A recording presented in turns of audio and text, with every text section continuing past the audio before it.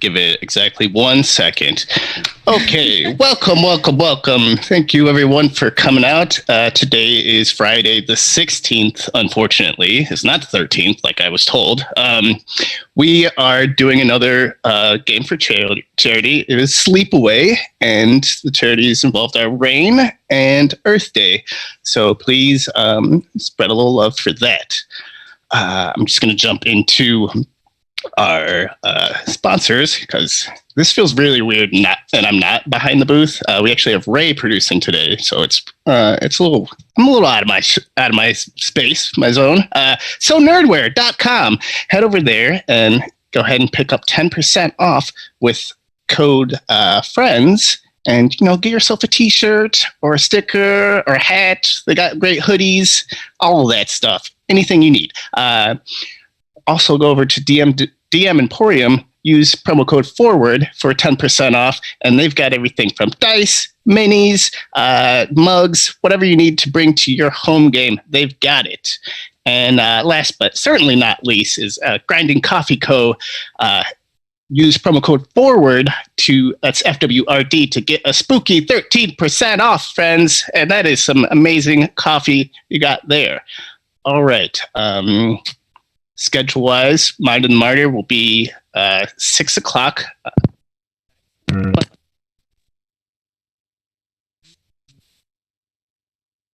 Days at 6 o'clock Pacific. And join us again the next couple Fridays at 4 p.m. for other one-shots. I think that's all I have.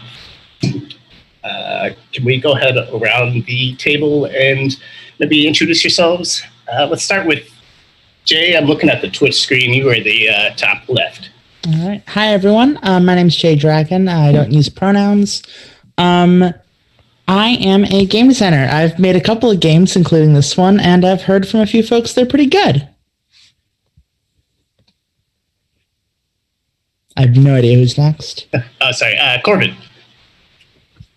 Hi, everyone. I'm Corbin. I am just kind of around sometimes with tabletop stuff. I'm really excited to be here tonight. I love Sleepaway.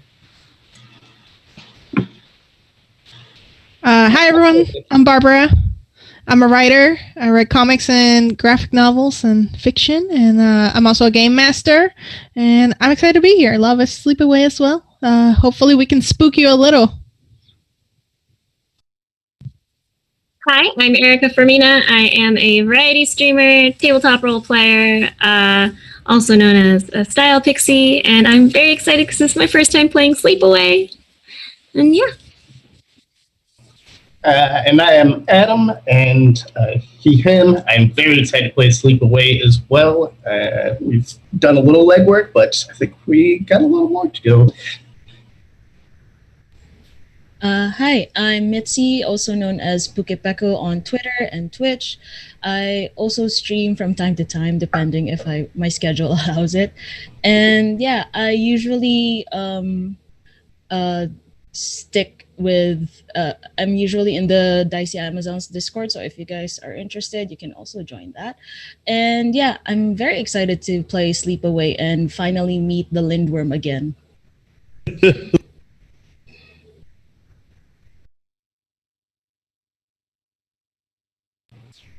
I think, should we just jump into where we left off on Session Zero? Yeah, totally. So, if I'm not mistaken, we wrapped up Session 0. We were working on our map of the camp. So what we're going to do is we took care of a big chunk of character creation last week. So our characters are basically set, and what we're going to do is we're going to establish the camp and also our relationships with each other. So let's go over to our lovely Google drawing, which I am now going to share my screen of so that everyone else can see it. Let me screen share. Oh no, Adam, can I screen share? Or I want to, or can someone screen share the Google Maps, the Google drawing then? If we I have screen share turned off. if we screen share, that might move all of our boxes. That's true. Yeah. Okay, let's heck with it. We were talking about our other option. Let's draw. Screenshot it. Yeah, sure, we can screenshot it. Totally, that works. Ray says he has an idea, but well, I could start painting a word picture. We have a lake and start. And it's to the west. Whoa, really? There is an oldest tree that is in the middle of the camp. We've got a couple of bugs and a fire pit. Wow. Camp Dyewood is surrounded by a lot of big old trees. It's got a big, almost rectangular field in the middle with a very, very old tree at the center. The lake is circular and off to the left, and the two little bunks sit on the right. In between them is a fire pit. It's like a pretty small camp, but I feel like it's homey, right? Like, yeah.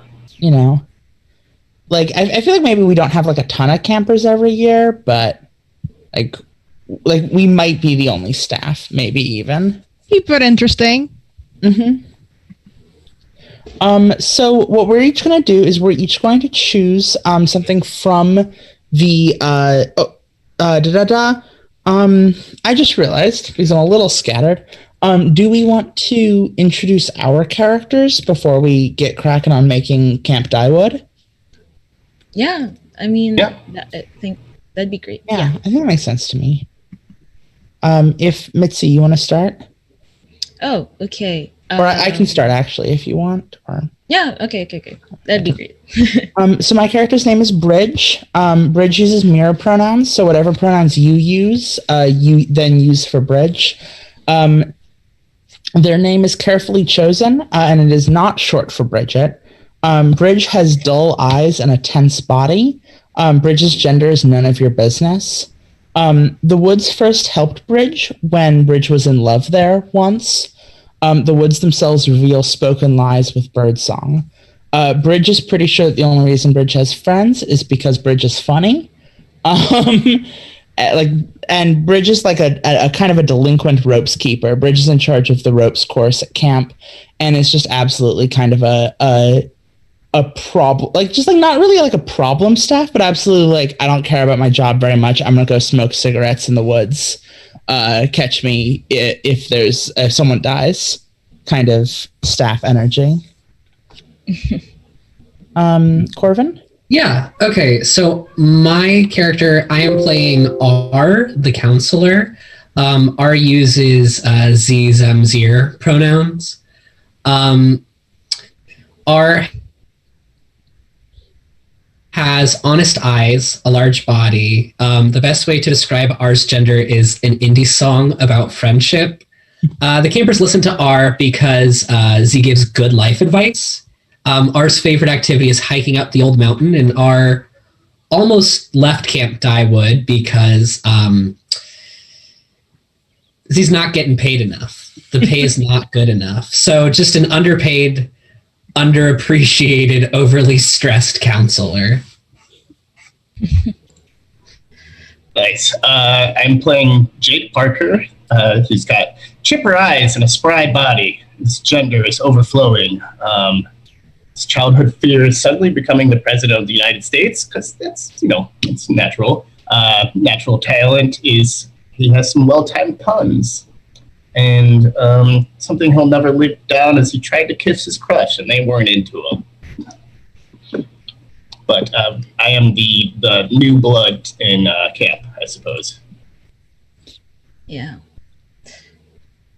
Babs? Yep. Babs. I'm playing Lance the lifeguard.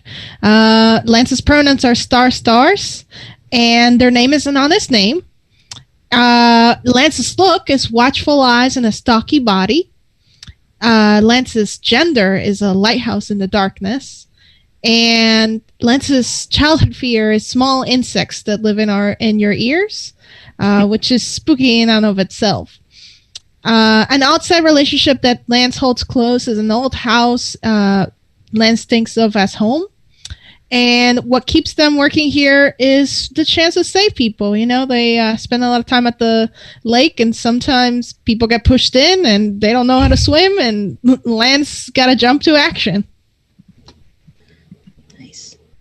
My character will be the athlete, and with pronouns Faye, Fair, Fairs. And Fair's name is a name that can be used like a battering ram. So I went with Dun. So whenever they come rushing towards you, they're going to be like dun, dun, dun, dun, dun, dun, dun. Anyway, their face look is explosive eyes, blade of a body. Dun's gender is lightning. Dun's childhood fear is a doll that can control you, which is very relatable. And Dun's contraband weapon is a spiked chain, and it is tied to self-destructive tendencies, and it's something everyone knows Dun by. Yeah.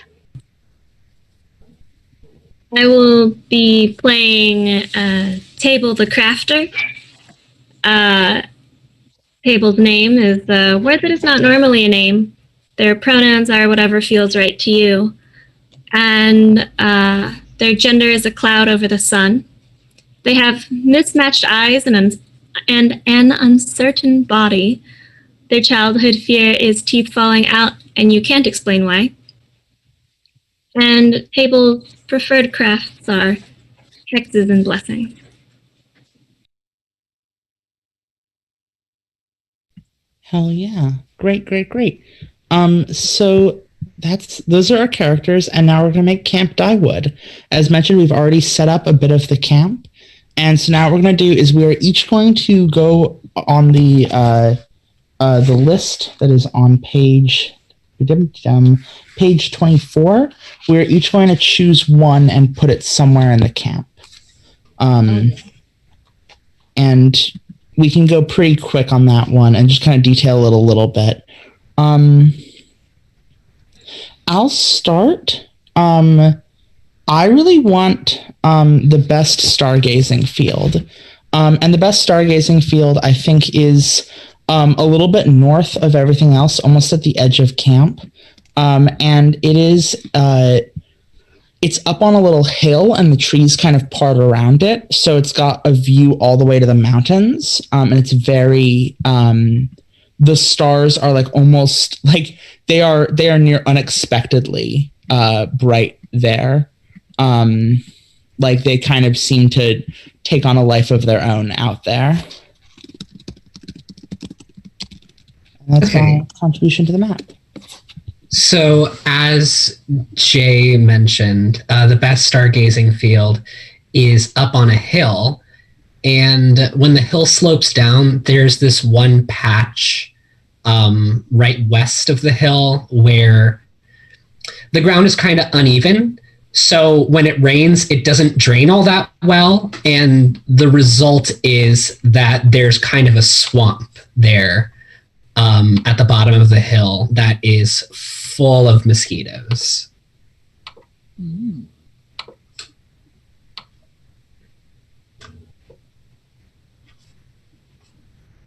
And let's see.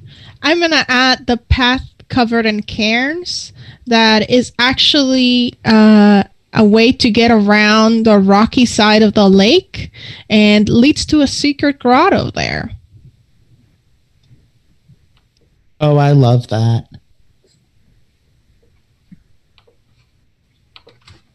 I think I'll add the nurse's cabin. I think when Jake was a camper here, he spent a lot of time in the nurse's cabin for random boo-boos and whatnot.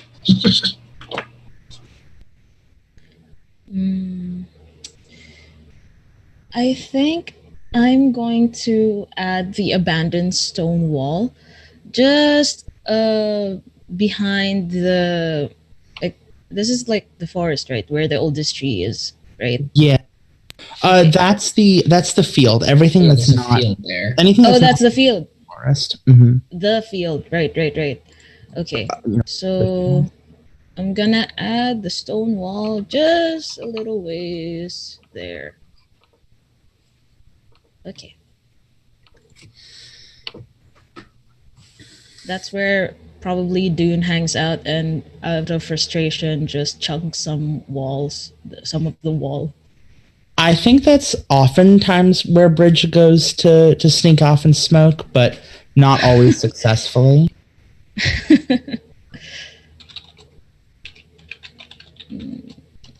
Ooh, abandoned stone wall. All right. I might add what was it? The performing stage for everyone to do their fun little skits. Yeah. Like get to know each other's skits. There's a variety show put on by the counselors at the start of camp. Oh, of course. Mm-hmm.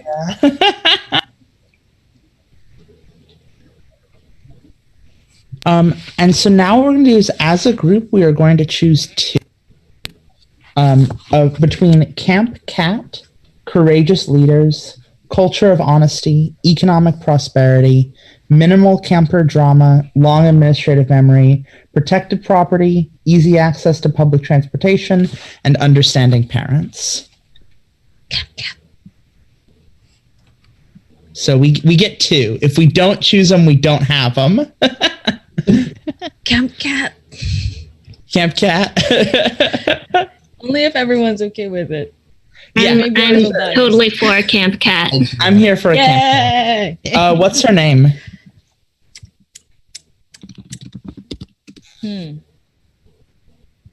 What would be a good Camp Cat name? Babs. Here for it.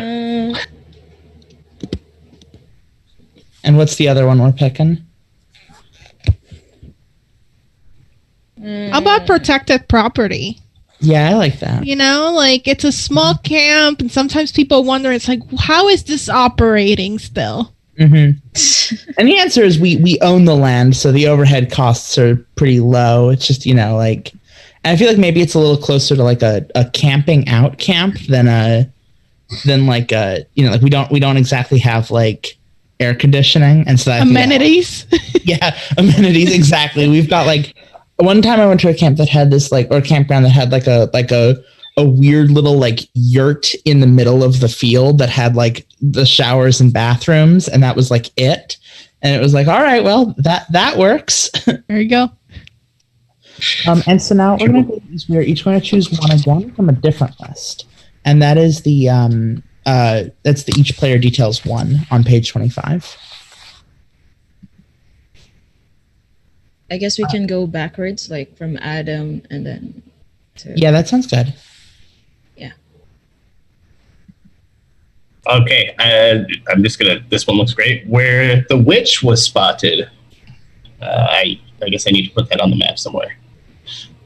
I'm gonna say it out loud. I think we spotted the witch in the middle of the lake, and they were walking on water. Or I don't know if we spotted, but that's the lore. No, That's the the lore. Urban legends. Ooh. Don't go to the lake. There's a witch there.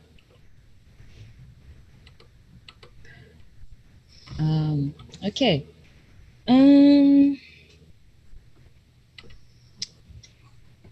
I think I'm gonna go to where you realized you weren't straight. Yes. And I'm probably gonna put it near the best stargazing field, because you know how like people probably have like their most introspective moments staring at the stars and all that. Mm-hmm. This is definitely not a self-insert. Of course not. Of course not. Nothing we do is autobiographical. That's how it works. Mm-hmm. Okay.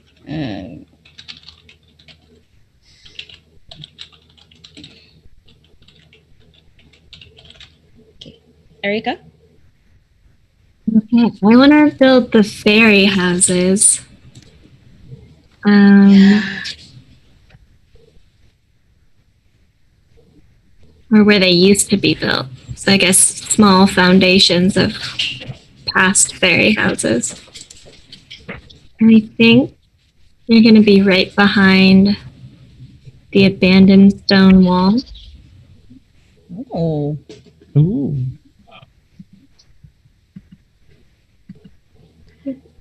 Is it like the wall is like a part of the fairy house, or like used to be part of the fairy houses? Oh, that's so cool. That the fairy Yeah. houses were nestled among the rocks. Mm-hmm.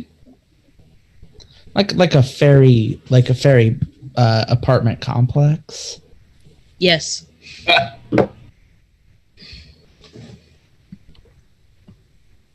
Okay, and then I'm going to add where Lance confessed their childhood crush, which was actually during one of the variety show nights Oh no. on the performing stage. Oh, During a no. performance? Was it during a performance? That's right. Oh my god. Was it one of those performances that was like set up like I what wrote do you a call it? poem. Yeah, I was gonna say like it starts scripted and then like there's the abrupt like swerve off into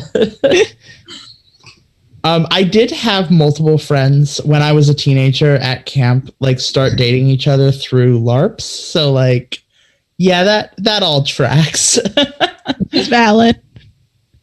Were they valid?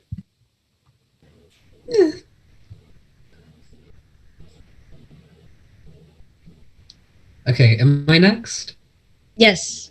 Okay, cool. I am going to say that the fire pit used to be positioned right underneath the oldest tree because it was in the center of camp. And then over time, everyone decided that was really inconvenient because the bunks were so far away. Yeah. So we moved it closer to the bunks. I would think a fire hazard, maybe. Yeah, the fire marshal every year was like, you should consider moving this. And we were like, what? No, it's great there. It's fine. It'll be fine. It'll be Yeah, we didn't move it for fire safety reasons, even though we were told to move it for fire safety reasons, but we did move it for laziness reasons. Mm-hmm. Plus, the table had made a wonderful protection blessing out Yes. of popsicle sticks for the fireplace. Yeah, I wasn't gonna. At some I point, am maybe going the to stone add- wall was chipped away so that they'd be able to use it for the fire pit after like multiple fire incidents. Oh yeah, Maybe yeah. that's why. I'm gonna add where I used to sneak away and watch the sunrise, which is there is a larger lake that is just off of the camp's property. Like it's not part of the camp. It's just like there's more lakes, you know? And there's one lake that is perfect for watching the sunrise. And it's like a 5 mile, it's like a, you know, like it's not 5 miles, Jesus. It's like a 2-hour walk out of camp. Like you have to like commit to pulling an all-nighter to go see the sunrise out there. But when Bridge was a camper, Bridge would always like take a couple of people, like on the last night of camp, be like, yo, come with me, and like bring them along all the way out to this lake to watch the sunrise. And like there were a few times where counselors had to like drive out there to find Bridge because Bridge had just fallen asleep watching the sunrise. And the last thing that we are going to choose is what happened last time. Half the camp danced into the lake and woke up freezing. Flayed animals roamed the woods. One of your friends died. The cops showed up and shut everything down. Each one of you got a scar in the same place on your faces. No one remembers. It's been too long. What happened last time? I kind of love that half the camp danced into the lake and woke up freezing since we have a lake witch. Mm-hmm, mm-hmm. That's true. Yeah. I dig that. Same. Mm-hmm. Perfect. So that kind of dovetails nicely into the Lindworm, which is the kind of monstrous antagonist of our camp, forever lurking just out of sight.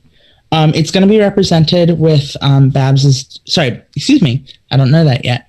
What we're going to do before we kind of continue with talking about what the Lindworm is, we're going to take a moment and invite it to play with us.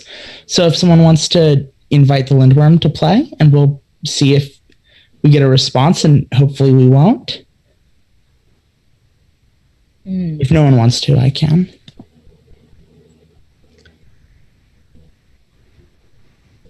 I kind of want to. Yeah, do it. Ask if Lindworm wants to play. This is just gonna be like somewhere near the lake. No. We're gonna ask it if it wants to now. play. Yeah, we're asking out loud. Yeah, it's a. Here, I can ask it if no one else wants to. Okay. Hey, Lindworm, you want to play Sleepaway tonight?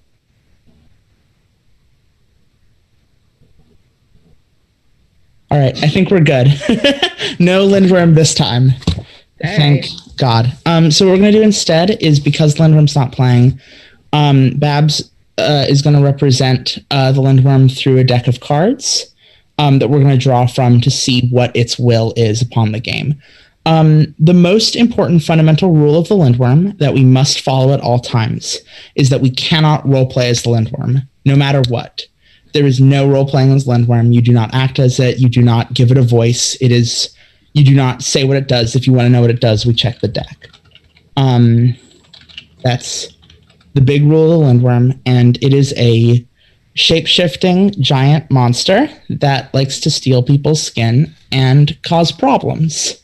And last time, half the camp danced into the lake and woke up freezing.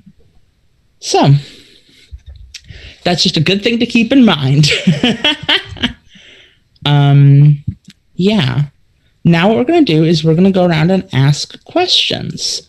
We're each going to ask a question to the left and a question to the right. Because of the fact that we're a little pinched on time, it might be nice to just do one question. Just like circle around and everyone ask one question, if that sounds good to people. Yeah. That's fine. Cool. Does anyone want to ask the first question to whoever else? I'll ask Erica. Hell yeah. So I'll ask Table from Lance. How did I save you from metaphorically drowning? Metaphorically drowning.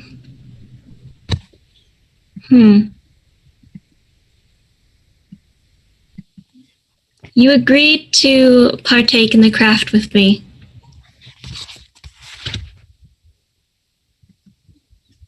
Helped me out of a overwhelming place.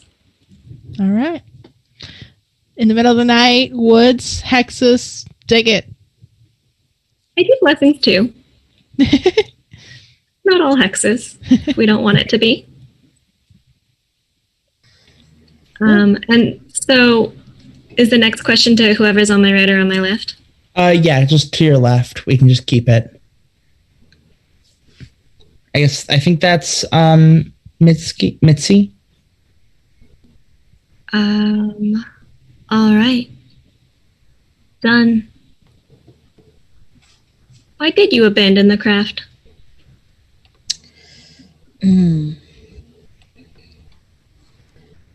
I think because it was too honest. It required me to be so honest with my emotions, and I cannot handle that. So I left. It does require a lot of honesty. And that's why I went to the abandoned stone wall and started chunking on the wall with my spiked chain. Y'all ever chunk on the wall? All in all, it's just another chunk in the wall. Despite all my rage. Nice. Okay, who's on my left? I can't. Adam. Yeah. Okay, Adam. Okay. Do I take care of you? And do you want me to? Yeah, I think maybe you've kind of taken Jake under your wing since he's like pretty green, and I think they definitely appreciate it, as they're definitely not feeling super included by all the other counselors. Mm-hmm.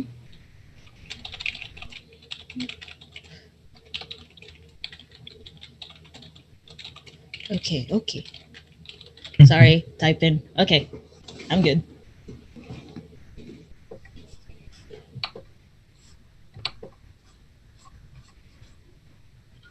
Now, Adam, you ask me. Okay. Yes, I have a perfect question. Oh no, I lost it. How did you teach me the most important lesson I could learn? Adam is chipper and spry. I think what I taught you is it was your last year as a camper, and you were worried. You were like very deeply scared of like, am I going to be enough to be staff? Like, am I like strong enough? Can I do enough? Like, will I contribute enough? And we were like, this was like, I think maybe like one of your first conversations with me, because like I am not a social person.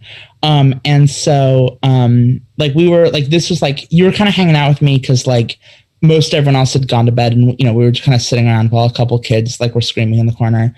And you were like, will I, like, what if I can't keep up with everything? What if I'm not strong enough? And I was like, it's okay if you can't. Like, you don't gotta be good enough. Like, it was and like you just had never thought about the possibility that like maybe you don't have to be at 100% all the time to be like worthwhile, and like maybe there's like no such thing as contributing. And it kind of like you're still not really internalizing that, I don't think, but it was kind of your first exposure to the idea that maybe it's not about like your productivity. Love that. Corvin, why did I stop loving you? Ooh.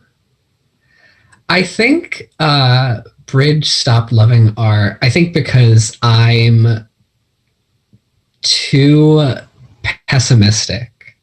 Interesting. Okay. Complaining too often about when things aren't perfect. That's fascinating.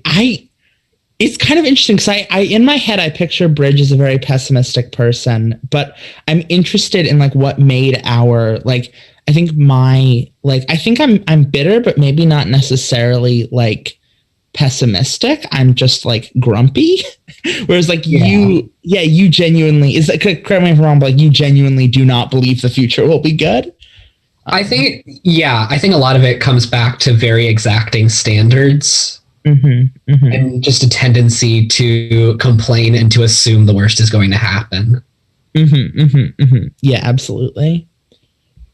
And I think the exacting standard, like the high standards and assuming the worst, is just a total like as almost someone who's like kind of a slacker. It just was completely like I cannot keep caring about you while you do this to everyone. Exactly. And then my question for Barbara, for Dunn. Wait. I got the name wrong. I think that's Lance. Yeah, Lance. Okay, Lance. Why? Oh, actually, what's more interesting? How do we get each other in a way that other people don't? So, building off on R's pessimism, Lance actually gets that. Lance is a strong believer of you got to scrape your knees to learn, and they believe that the world is a harsh place and it will give you a lot of tough love. So I think they both really agree on the necessity of tough love. I like that. Oh, that's interesting. So we've asked all our questions. We can kind of just hop into playing.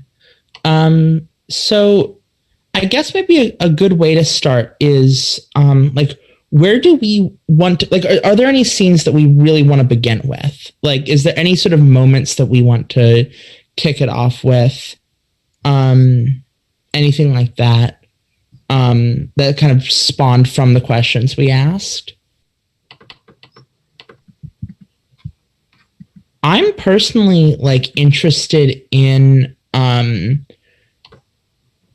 am I interested in? I guess I'm what was it? I felt like I had a thing that I was invested in. I guess I'm curious about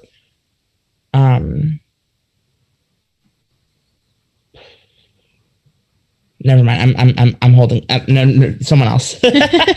I was like, wait a second. I don't want. So I don't want. what kind of activities happen at our camp? Let's say, is there like a special camp week where is it like Spirit Week, or is there maybe like something special that happens mid camp? I think that might be interesting to frame the story. That's a good question. Is where are we in the summer?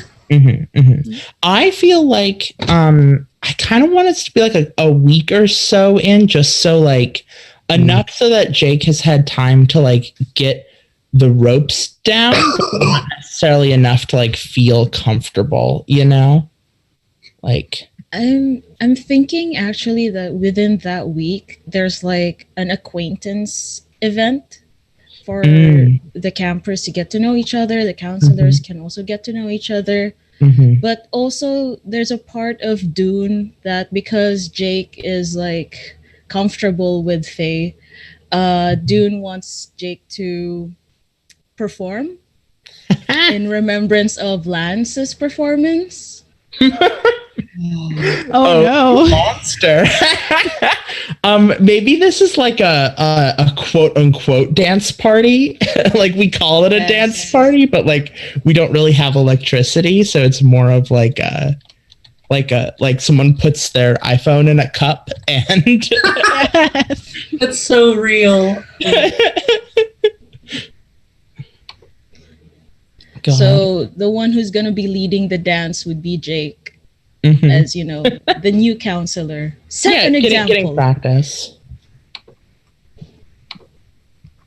But only if Adam's okay with that.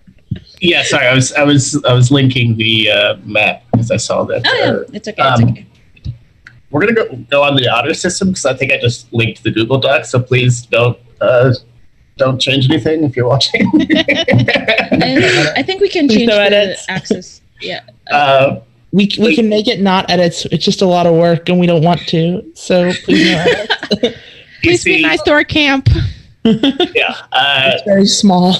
It's made out of audience is squares. the worm messes the map. Are we done editing it? We are done editing it. That is true. Okay. We can just change the anyone with a link. Yeah. I think so. I'm imagining. Are we on this? Is Jake like on the stage? Or are we in the middle of like the field? I feel like maybe this is the stage. Are you? I think you're DJing, right? What was the camp name again? Dyewood. Oh, Dyewood. Yeah. He's like, all right, Dyewood campers, put your hands up and wave them like you just don't care. Is that still a thing? It doesn't matter. We're doing it. It's like looks over to Dune, who I'm assuming is like just off stage. He's like, why am I doing this? This is okay. You're doing great. You're doing great. Keep it up. Lance, you see this? You see this? Oh, I see it. Remember when you made that thing? And Lance is holding a cup, and they're like, no. Well, no, what? No, I think you got the wrong Lance. Who is the other Lance who has pronouns stars, huh? I don't know. Somebody like way less handsome for sure. And the other Lance who has those pronouns waves. Goddamn other Lance. Oh, hey, other Lance. I think Bridge is sitting at the on the edge of the stage with the two of you, clearly weighing the cost benefits of going out to smoke cigarettes versus like not getting in trouble with the camp director. And I think Bridge is going to communicate with silence better than words can. So the moment Lance is like, oh, surely not as handsome as me, Bridge is just gonna give Lance like a little bit of a withering look, the kind that's like all right, buddy, like that kind of just very like, yeah. good for you. R is watching the campers while everyone else seems to be involved in their interpersonal drama. This is exactly what summer camp is. What working summer camp is like. Table standing in the corner of the room, just like watching and grooving, but also knitting at the same time. Just kind of knitting, dancing. Mm-hmm. In Table's own little world. Is gravitationally drawn towards table knitting. Just like the vicariously calming vibes. I feel like someone who's both like really into the music and yet also knitting is like a very delightful combination. It is. Absolutely. I can just imagine Table going like...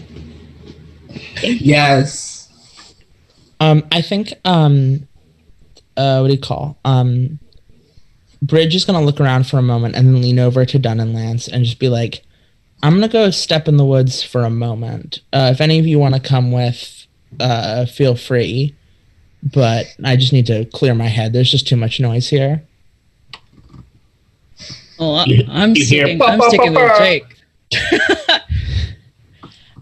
You go on ahead. Yeah, Lance is gonna take that opportunity and say like, "Oh, I'll come. I just finished my cider anyway, so you take this and hand it to Dunn. It's like, here you go. Keep an eye on Jake. You don't want to reminisce?" As Lance there's 100% like walking away. You don't want to reminisce? No? Okay. Bye. Bye. Bridge steps a bit away from the performing stage over to over into the field a little bit, like not quite to the tree, but like kind of like in that kind of like tree line field area, and pulls out a pack of cigarettes and is like, "You want one?" And Bridge can definitely see Lance's hesitation. Lance has never done this. Bridge shrug. But they kind of like look back and they're like, "Sure, yeah, no, they'll take on." Bridge leans up against the tree and is like, "Everyone's freaked out this year. Haven't you noticed?" I mean, it just kind of started are you talking about Jake? I mean, I don't blame them. Jake's nervous. I mean, like, done with you and all this. Yeah, I guess I have noticed something. I just figured it was like early summer jitters, but maybe there's something. I don't know. Maybe there's something.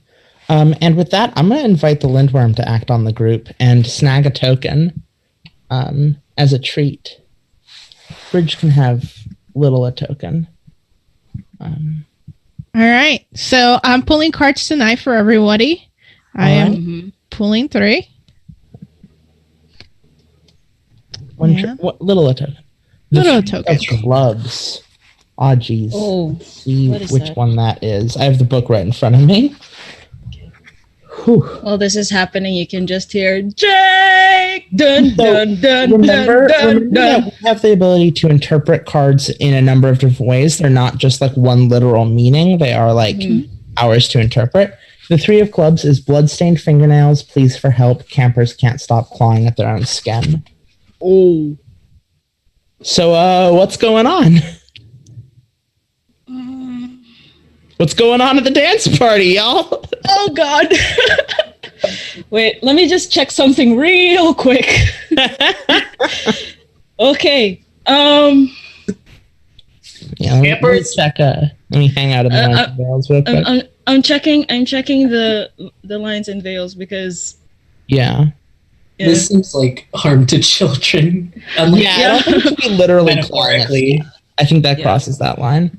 I think Jake will stop playing the music because he's afraid that that's what's making them claw at themselves. He's hold on.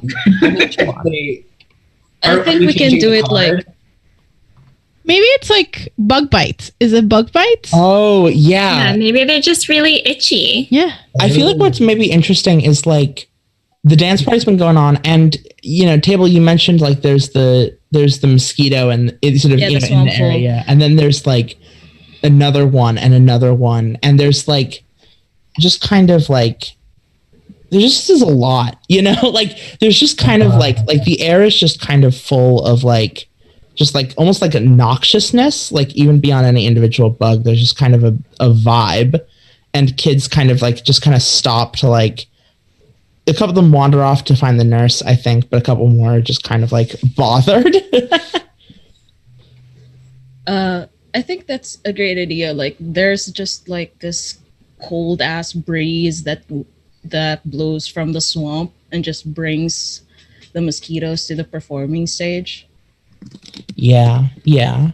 I'm gonna keep a little running thing of campers for us. Okay. I think one of the campers that goes to one of the campers who is noisiest about going to the nurse is named her name is her name is her name is Bonk. And her gender is below worm. And Bonk is like very noisy about needing to go to the nurse's office. That like she's got like just a lot of bug bites. I think R is going to see that and offer to walk Bonk to the nurse's office. I think her gender is above worm. Yeah. Yeah. Do you want to make a move here, like a weak move or a strong move? Let me see. I do not. Do we start with any tokens? No, we start with 0. Okay. I'm going to.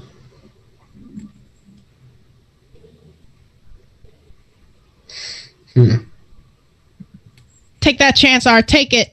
Take it. Okay. I'm going to lie to a camper. They can tell it's a lie. I think R is going to look at Bonk's arms where like the bites are starting to pop up and just be like, it's really not that bad. Just get back in there, I think R decides that Z just does not want to deal with it. And so just kind of like downplays the problem and just kind of dismisses Bonk. Mm-hmm.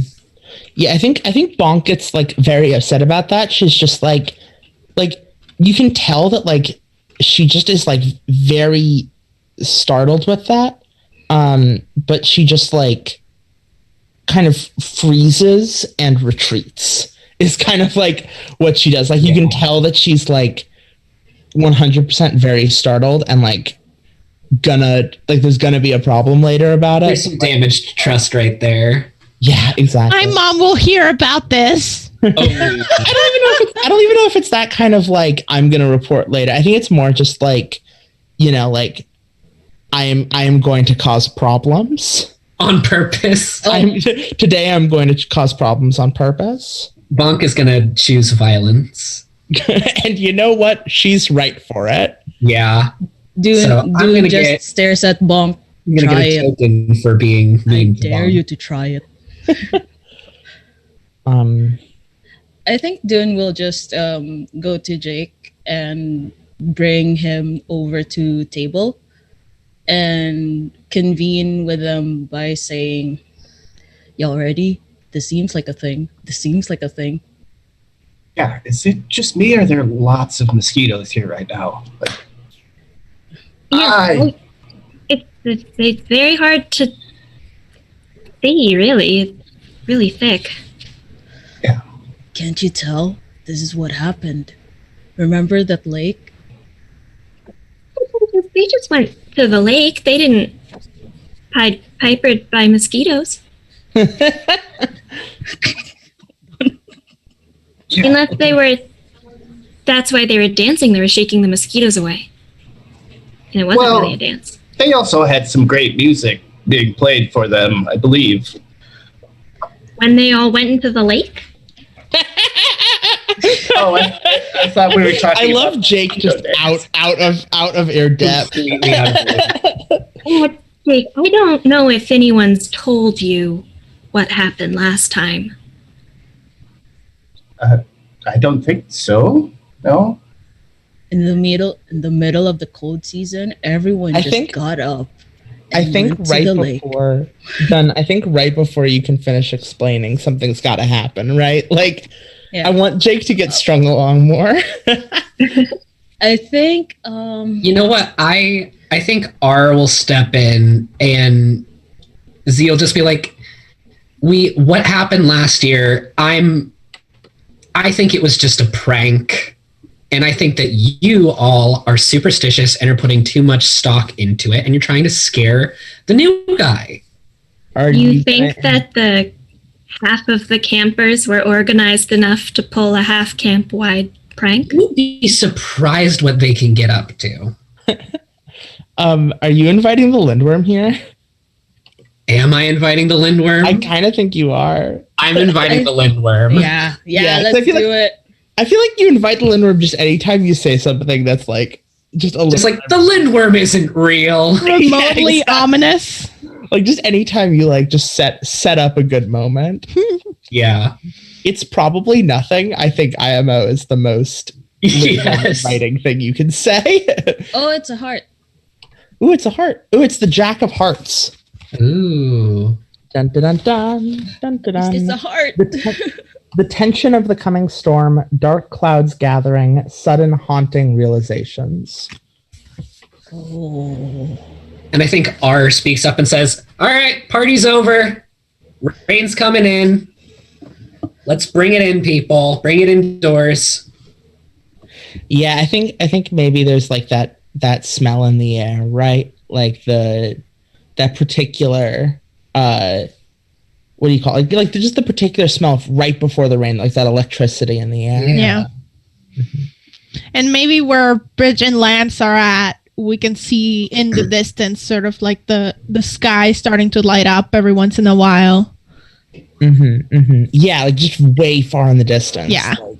Yeah, I think Bridge is gonna look at that and like kind of just quietly put out Bridge's cigarette against the old tree and like pocket it and just be like, we need to go. And I'm gonna let the woods feel unsafe to me. And I think in that moment, grab another token.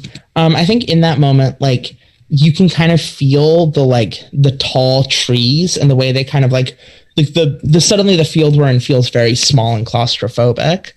And Bridge kind of like it's very dark. Like the only light is that distant lightning. What do you do?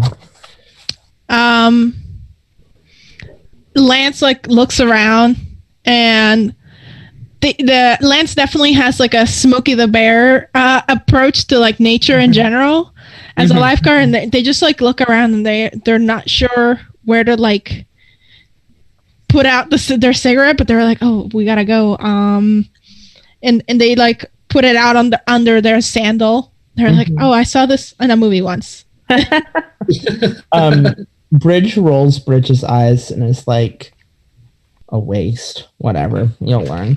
So actually, no, Bridget doesn't say that. Bridge speaks better with silence than words can, and just kind of like looks over at Lance and like rolls Bridge's eyes and then just keeps walking. Do you want to do a move? Because I feel like this is a pretty good spot to do like a move and grab a token or something. I was looking at that and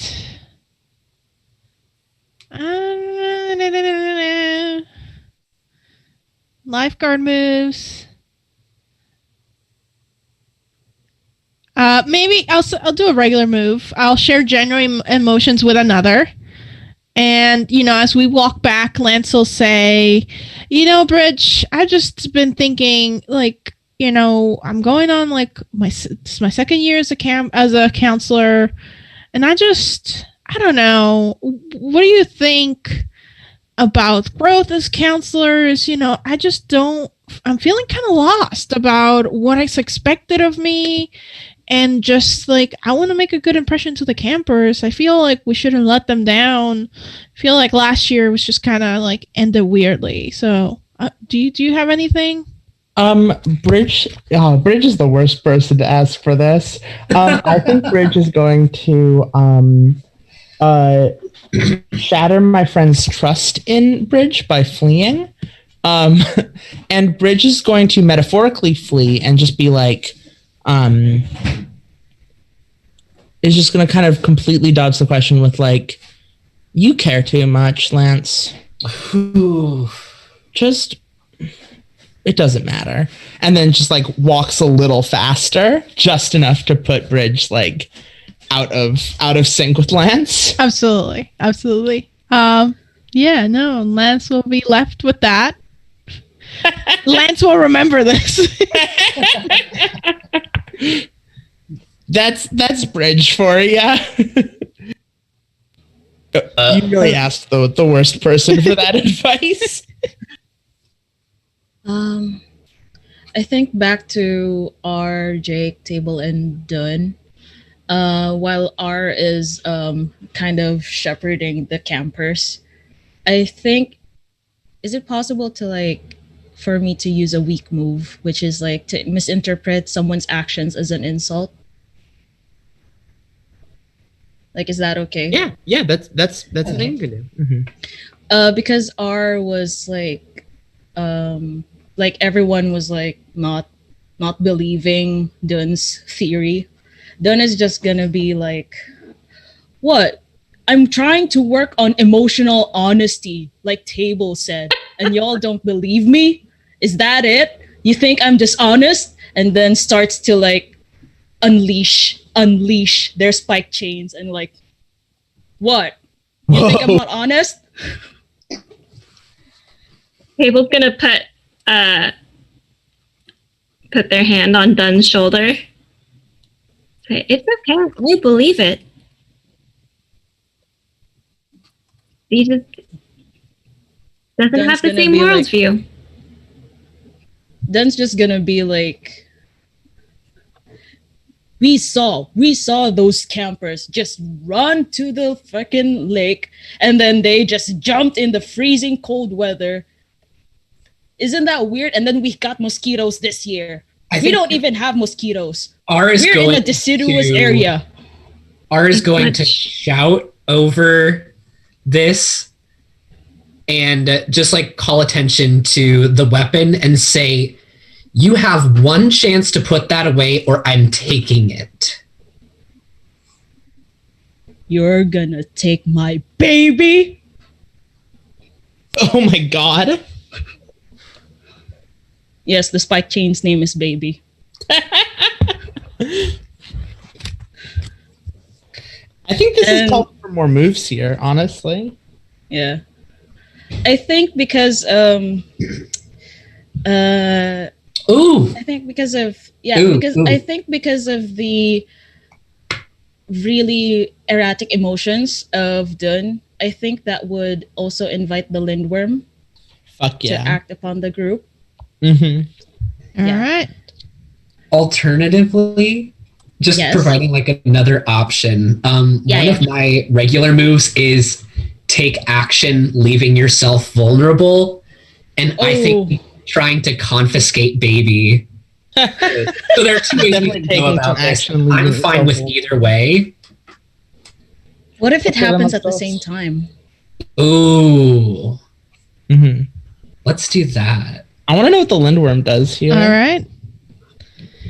And Jay, for spectators, when the 3 cards are pulled for the Lindworm, do the 2 that are not used get discarded, or do they go back to the deck? They go back into the deck. They go back into the deck. And here's what the Lindworm has pulled. We're getting lucky without diamond. 10 of hearts. Okay. 10 of hearts. Found family. Oh no! What? Found family, caring connection. Hold tight to what you care about. We are getting lucky with hearts. Yeah. Hearts Which are means- the only ones that aren't like actively harmful. So. Which means we will be unlucky later. So Yes, that is Yeah. the cherish setup. them while you can. I think in this case, like, could it be like hold tight to what you care about? That R is trying to like grab baby and like take it away, and Dun manages to keep a hold on baby. And I think maybe in that exchange, it's possible that R gets hurt in the process of that little tug of war. Okay. Yeah, It's for wholesome. sure. I love it.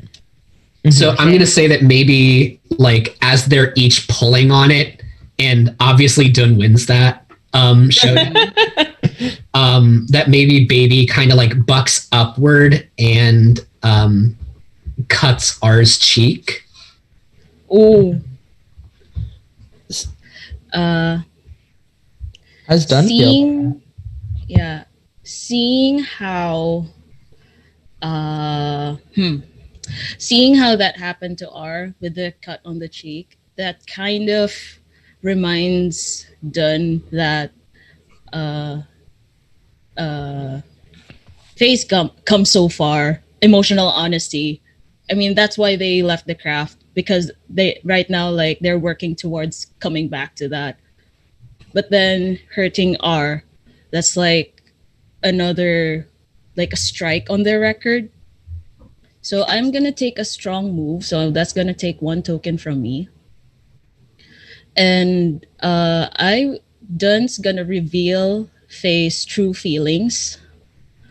And it's gonna start, I mean, as true as they can be. Dun's gonna start tearing up and then say, I'm sorry. I didn't mean to hurt you. I'm sorry. And then starts rolling up the spike chain and like bolstering it.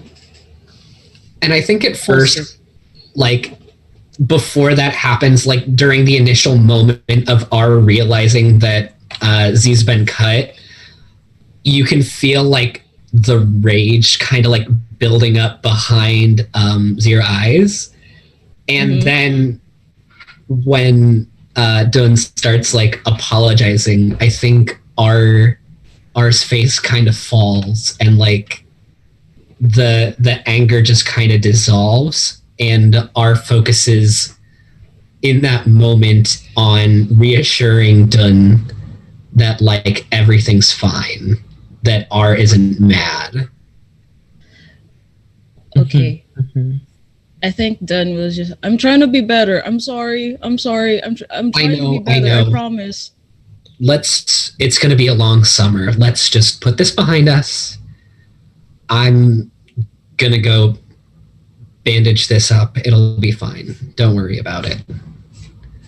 Dun just kind of like goes from 0 to maybe 50% and just says, well, at least you're going to the nurse's office already with the kids, right? And R just kind of gives Dun a look that says non-verbally, don't push it. And then walks towards the nurse's office. Don't push it. Don't push it. Okay. How How about everyone else? I think Bridge has, Bridge certainly peeled away from Lance, but also like as the rain is just starting, like as the first droplets of rain are falling on the trees, Bridge is kind of gonna end up a bit by the nurse's cabin, just kind of keeping an eye out to make sure the kids get there. And is like, Bridge kind of is always wearing like a windbreaker, or like, sort of a big jacket, even when it's like a bit too hot for that normally. And I think Bridge is going to kind of like, looks very small in sort of a very large jacket. And who does Bridge run into outside of the nurse's cabin? I feel like right? Probably not R, because I feel like I've gotten a lot of play in the past like 10 minutes. Or not even like immediately next to the nurse's cabin, just kind of like in that little bit of that space. Where is the nurse? Yeah, kind of like in that like space in between the stone wall and the nurse's cabin.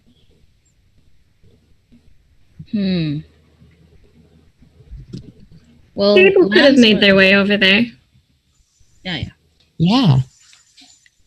As the kids have all left the performing area to go get their various mosquito bites treated, Table will walk across the field collecting various flowers and grasses and things to dry and turn into little tokens or blessings or hexes, just to tie sticks together, braid them together, create little wreaths. And as they approach, they'll see Bridge standing outside.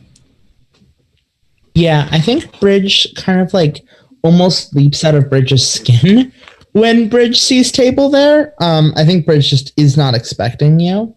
And I think I'm going to kind of just walk up and be like, why are you gathering things tonight? A nice night. And some weird things have been happening, so I felt like we might need some blessings. Bridge kind of sighs and shrugs and is like, you do you. If you think it works, I mean, I'll take whatever help we can get. Would that count as someone questioning my eccentric worldview? Yes. So I will snag that token. And as you're saying that, Table will braid a little ring and give it to Bridge. Mm-hmm. And I think Table might actually pull a weak move. Mm-hmm. Break one of the rules that the craft is, which is cannot be used to lie. Oh, okay. You know, Bridge seems to be going through it a little bit. Mm-hmm. So Table will craft a little ring and hand it to Bridge. Say, you know, this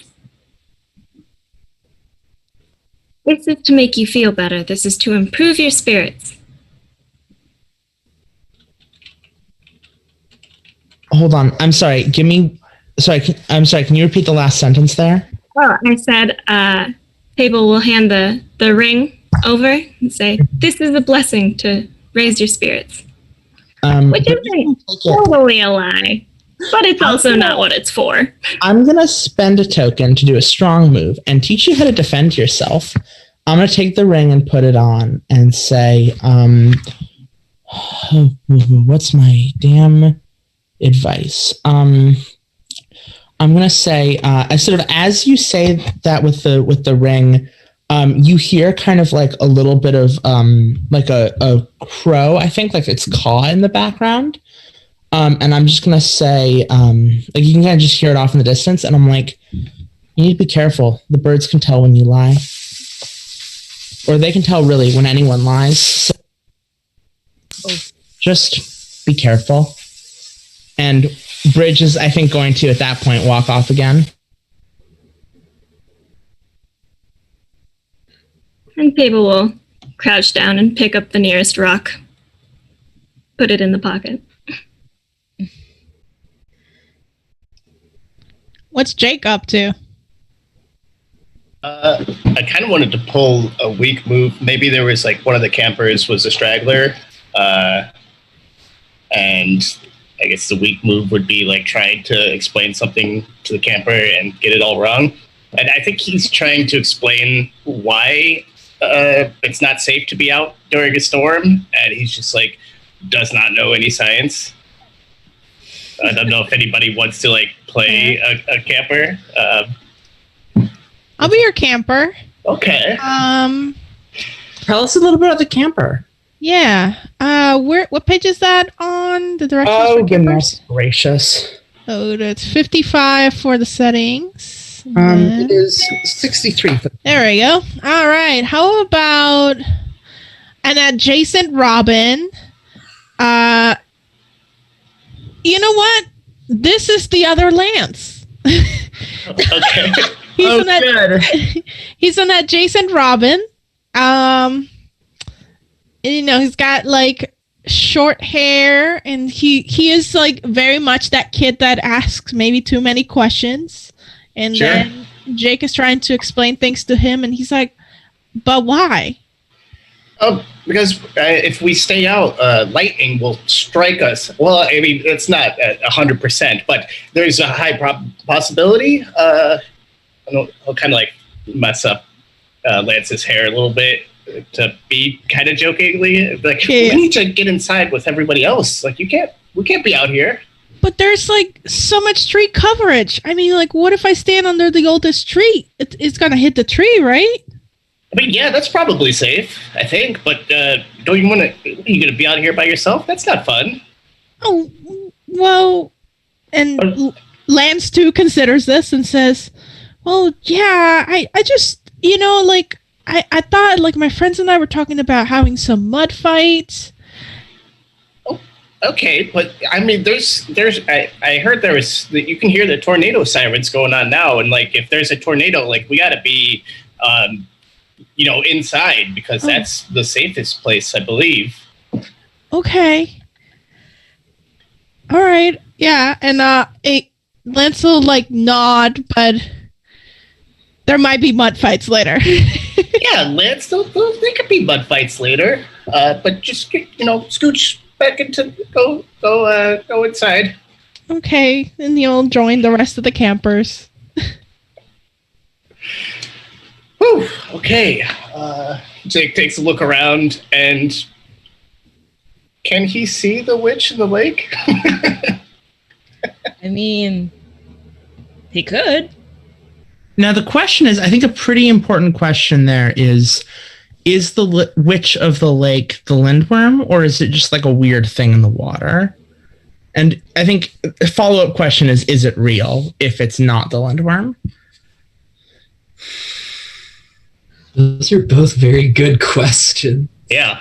Yeah, because I think if it's the lindworm, we need to very dramatically. We need to be very, like, we don't get to role play it. But so I guess maybe the key thing is let's invite the lindworm and see what it thinks about this whole thing. All right. So Jake Yay! will be inviting the lindworm. I will invite the lindworm. I'll steal that token. I need to spend my tokens on things. I have 4 of them. I'm just hoarding them.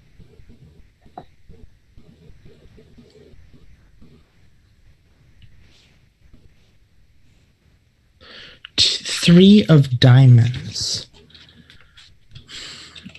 Biting its skin, anxiety, long scrape marks on a tree. So, Jake, what do you see behind you?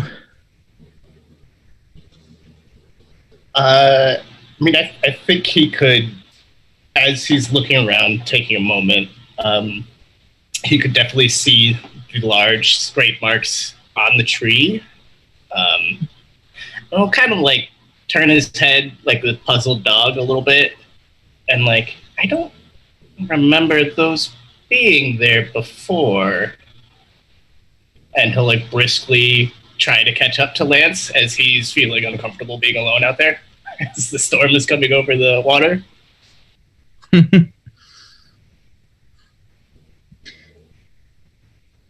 I'm wondering, like, is Jake, I think, would Dune be with Jake at this point, like straggling behind? And would also Jake point out the scratch marks on the trees? Yeah, I could do that. Like, hey, Dune, are you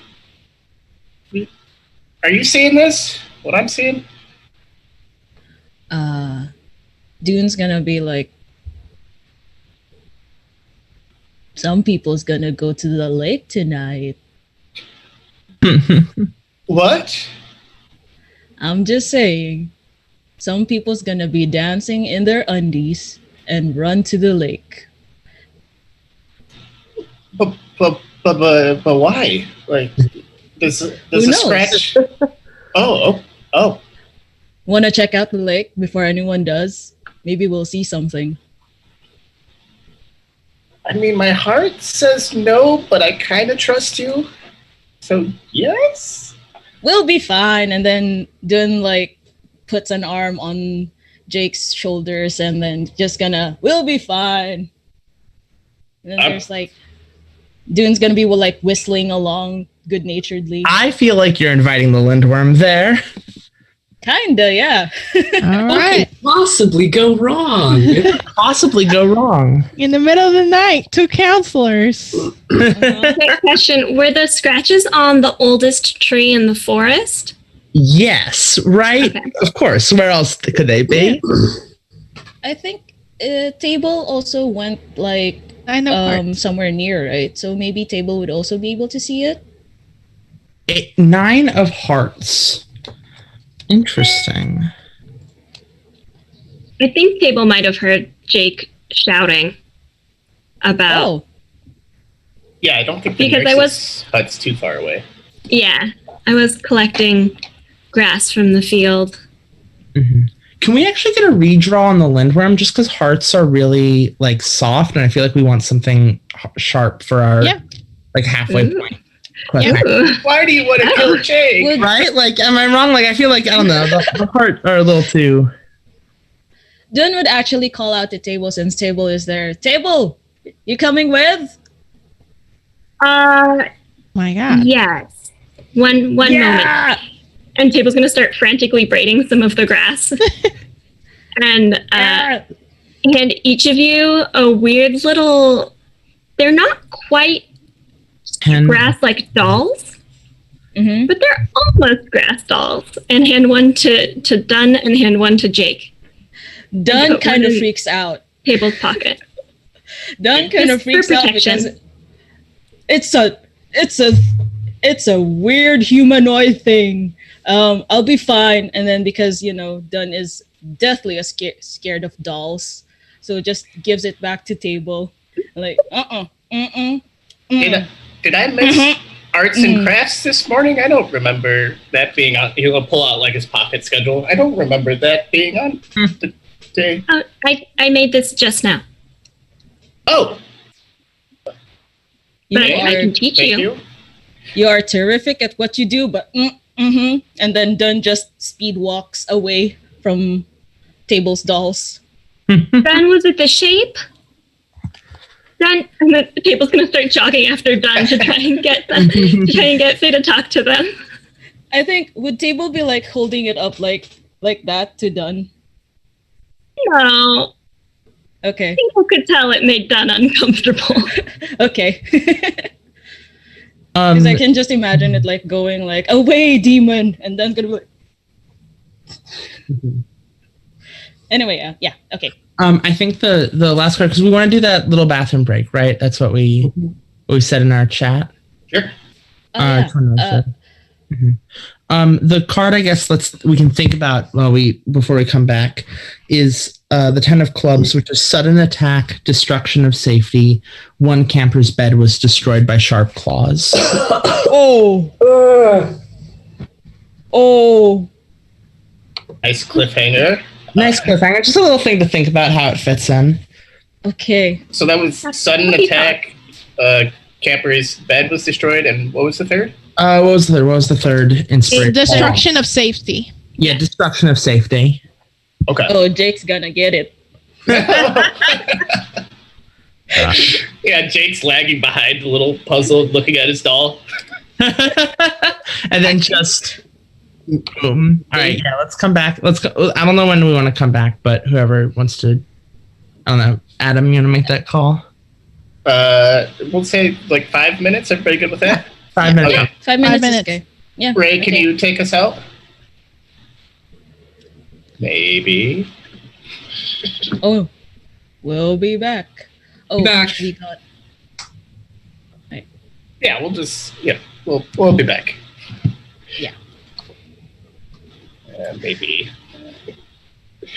Oh, I think the thingies got mixed around in the layout. That is. Oh yeah, possibly- everyone just moved. Yeah. If Jay turned off their camera.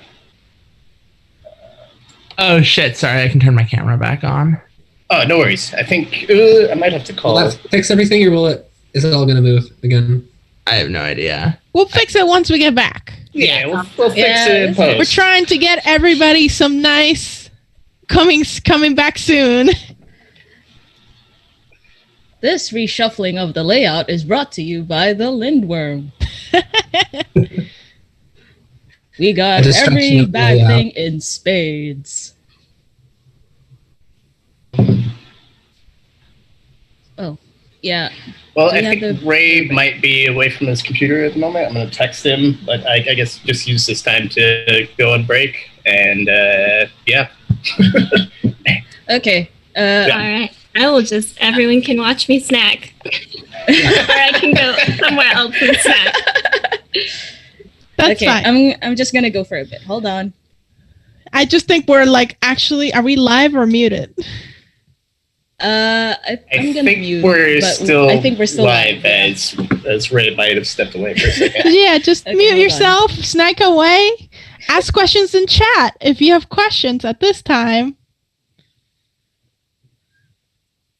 We'll just interact with chat while we wait for Ray.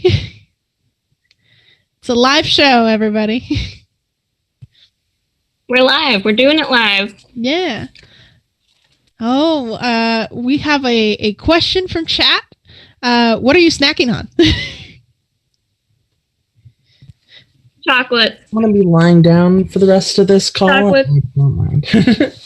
With pomegranate flavor filling. Oh, nice. That sounds so good. They are addicting. Because I will eat most of this bag probably today.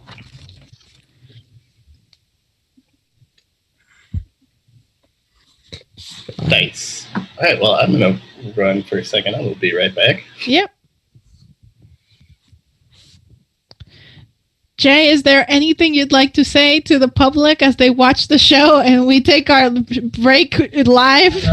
The Wander Home Backer Kit pre-orders are live, so if you want to get a copy of my newest RPG, Wander Home, a pastoral fantasy game about traveling animal folk and the friends they make along the way, you can search up Wander Home. It's a Kickstarter of some modest success. And you can snag a pre-order copy, and you can also pick up a copy of Sleepaway there, and you can buy all sorts of things. We got merchandise. I don't know. I spent like 2 hours today handling Backer Kit things. And if you did back Wander Home and you've not yet filled out the survey, please fill out the Backer Kit survey. We are at 80% of people have filled it out, which means we have another 1,000 backers to go. So please fill out the survey. Hey, I'm in that 20%. I'm in that 20%. That's me. Please fill out the survey. I'm pulling it up right now while I eat this pasta. Please fill it out. This break brought to you by check your Kickstarters and please fill out surveys. Please fill out surveys. It makes it so much harder when people don't. Cat says hi. Can we drop a link to the survey somewhere? Oh, Cat says bye. If you do not back the Wander Home Kickstarter, you can still find. Let me pull up the pre-order page.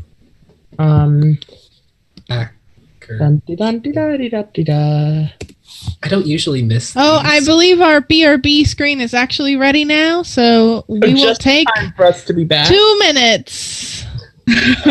Here's while we fix the cameras, because we got to fix the cameras on the layover. So, Ray, take it away.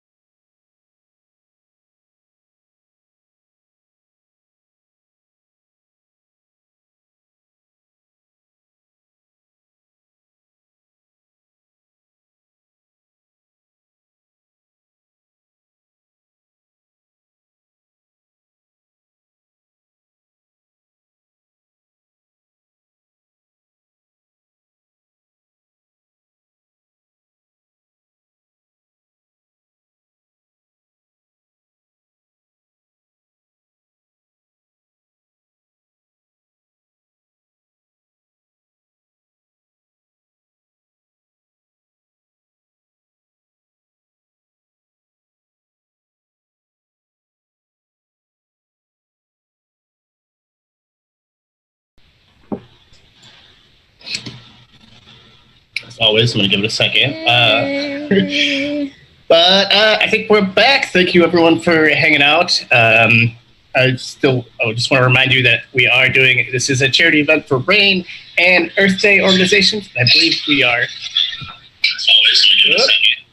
we are, close to both of our goals. So thank you all for donating your time and your hard-earned money. Okay. So where we left off was with the 10 of clubs.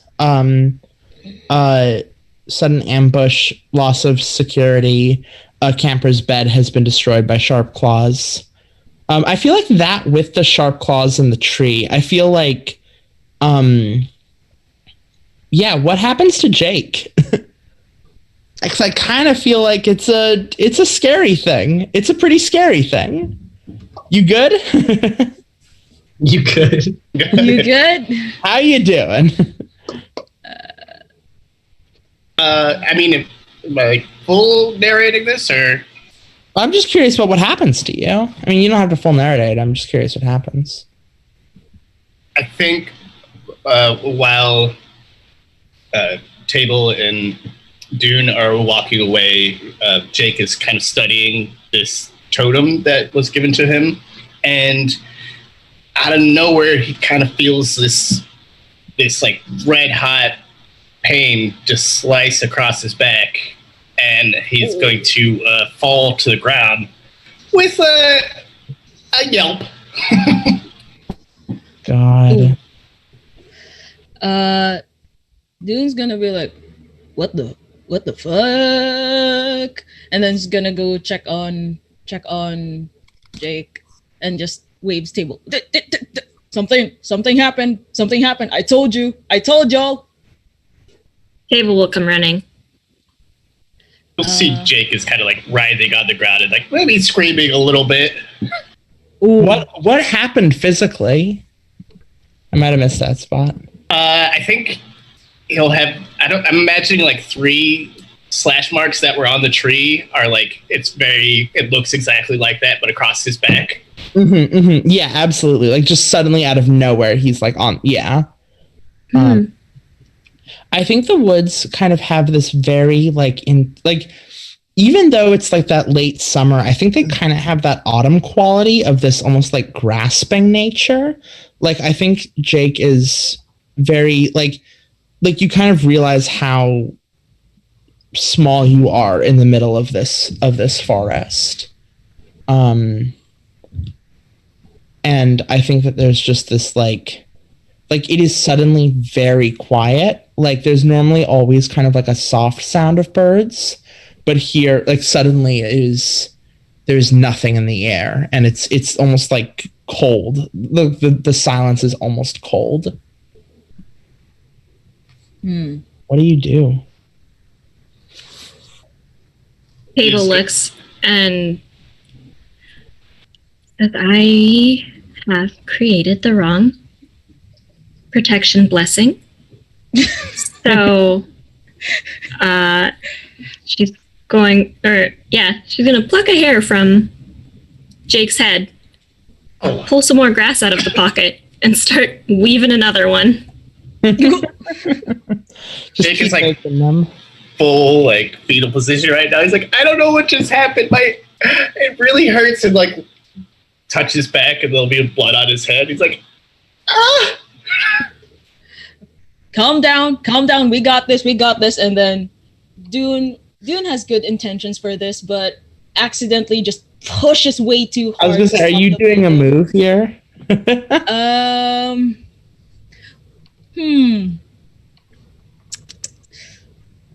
I'm not sure. I don't think I have a move for that. I just want to like press on. Regular move of like physical exertion. Oh, exert yourself past your limit. Okay, sure. I'm gonna, in that case, how heavy is Jake? We'll say like 130 pounds soaking wet. Okay.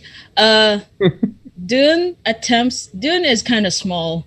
I mean, like 5'1", 5'2", small, and carries Jake like a sack of potatoes.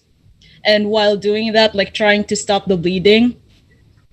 And then Dune's gonna be like, okay, nurse's office, everyone to the nurse's office, no more lake.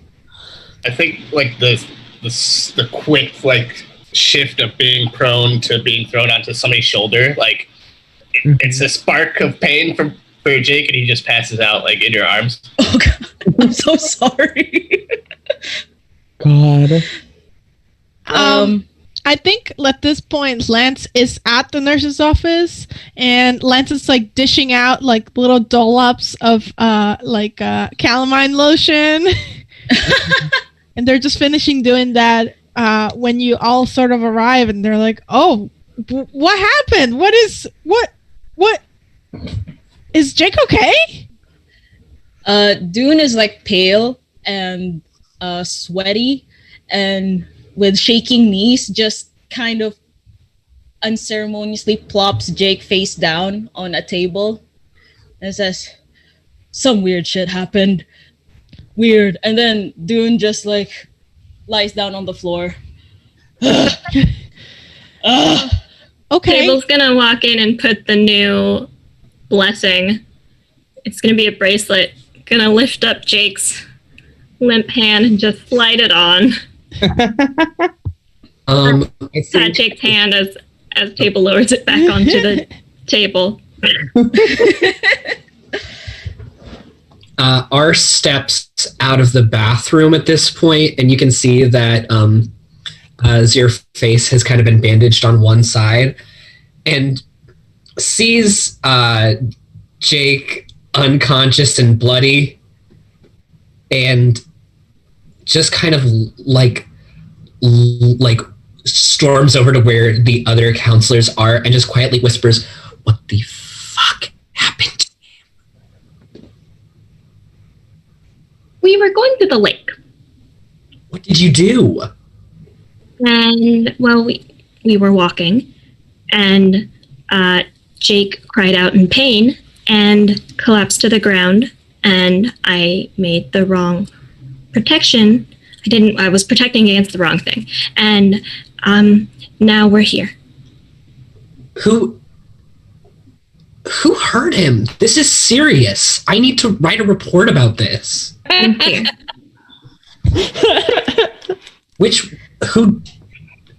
So let me get this straight. It was the three of you alone. Mm-hmm. So which of you did it? We're attacked by a cougar. Lance is like, "Stop moving, Jake, stop. I'm trying to bandage you." And I'm A cougar? I think we have a cougar problem. There's a cougar. We're all playing Sleepaway. R is playing Among Us. That's how my brain has been the past month. Me too. Don't worry. See a cougar, but I will say it is very suspicious that the scratches on Jake's back and the scratches on the old tree are very similar. I think I'm gonna introduce a new camper. Their name is going to be their name is Aphid. Like the bug.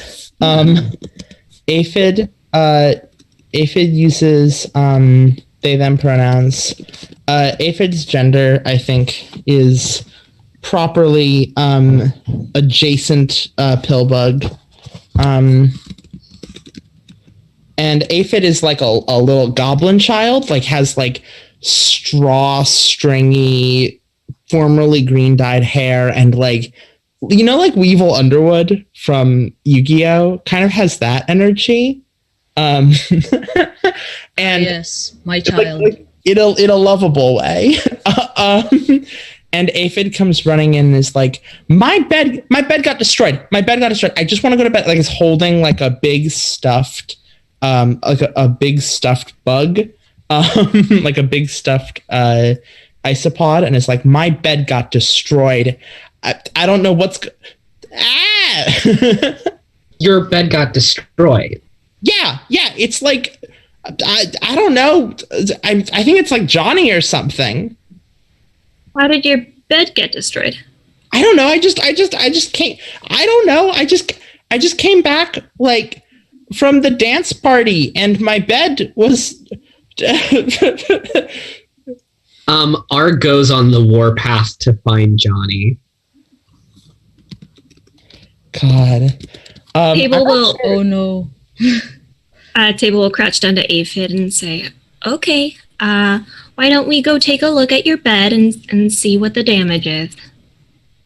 Aphid wipes away some of their tears with their giant stuffed isopod, and then goes with you to their bunk.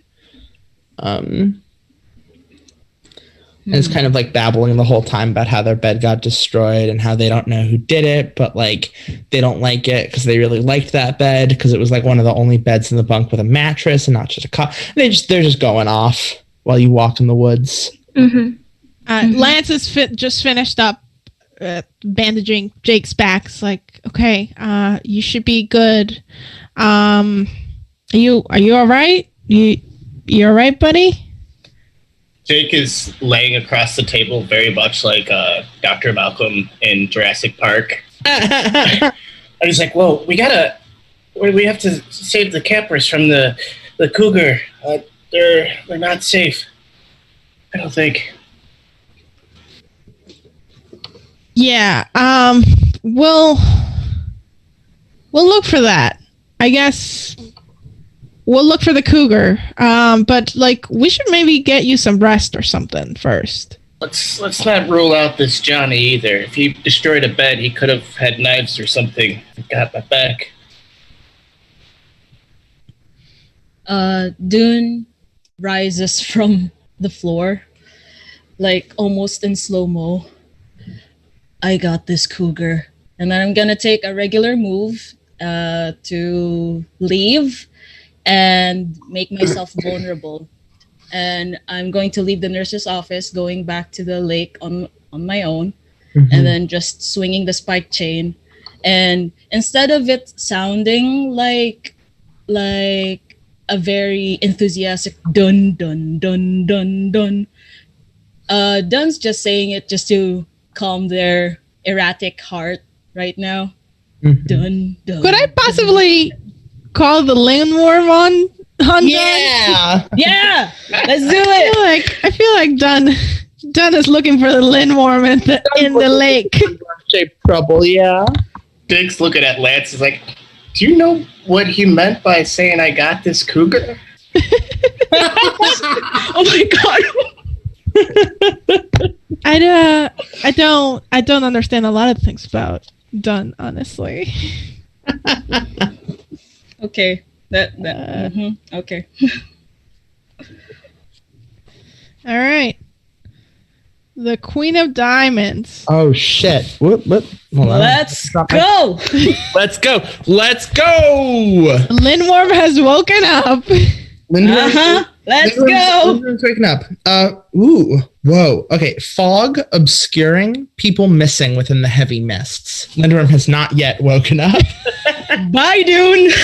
Yeah, I was gonna say. I think Dune is. Bye. Nice knowing you.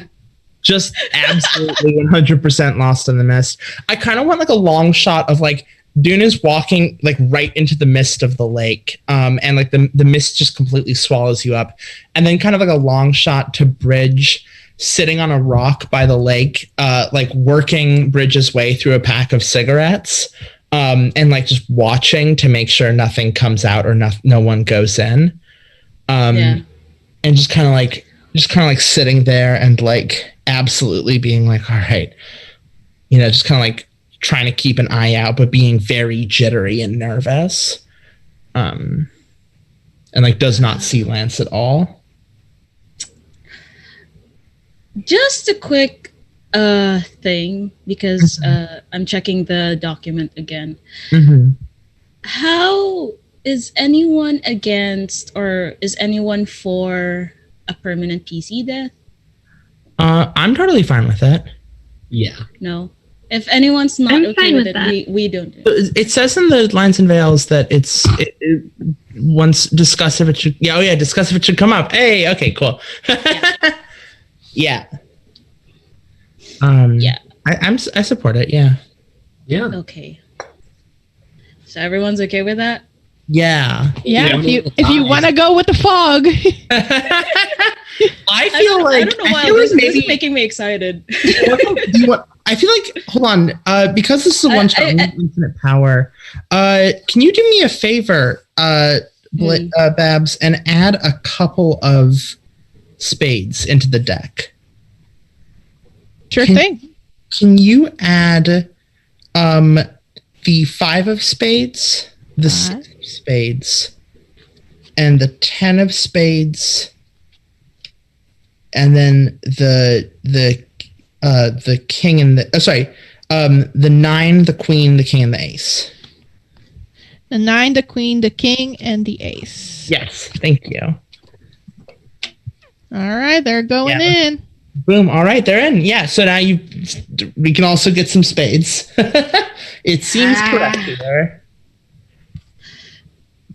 Because normally you take them out for a one shot, but we can do whatever we want. Yeah. It's also October. We're trying to be spooky here, so sometimes. Yeah. We've been dodging kind of the more explicitly spooky cards. So let's get some spades in there. Okay. I guess as that happens, perhaps Bridge hears the chain, like, and then suddenly it's quiet, and hold on. Is it possible to get the strangeness into this? Yeah, let's get the strangeness into this. Okay. Does someone want to play as the strangeness here? Yeah, I can do that.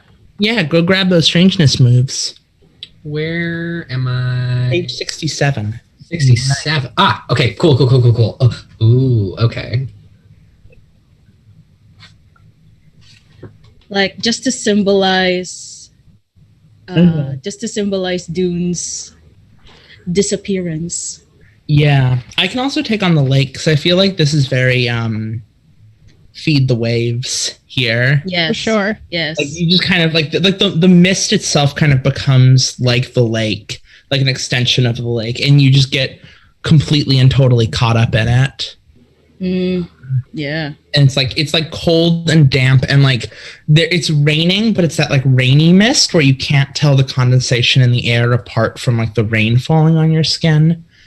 And I think in the distance you can hear you cannot hear a thing, which is very unusual for this camp. There is just silence. Can I add a thing? Yeah. Yes. There are just a little thing. Mhm. Like I think everyone else can feel the breeze, even though they're in the nurse's office. They can feel a slight breeze and a slight, like, you know how there's like metal spikes that just run across the feeling of cold spikes just run across their skins. Yeah, absolutely. I love We all hear dun, dun, dun. Yes. Yes. Just a synchronized shiver and like goosebumps. Yeah. Bridge, I think, is going to do a strong move here. And I'm going to... I think Dunn is like entirely alone. And then sort of out of the mist, you can see like the light of a cigarette. And hey, Dunn, what happens if my character opens up to yours? Hold on.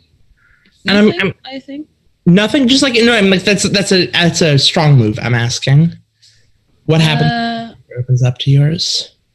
Oh, Like, what will happen? I think because Dunn is not a very affectionate person, not really. If Bridge opens up to Dunn, there's just a feeling of a hug and a pat on the head, like something like that. I think Dunn, you spot Bridge's cigarette before you spot Bridge.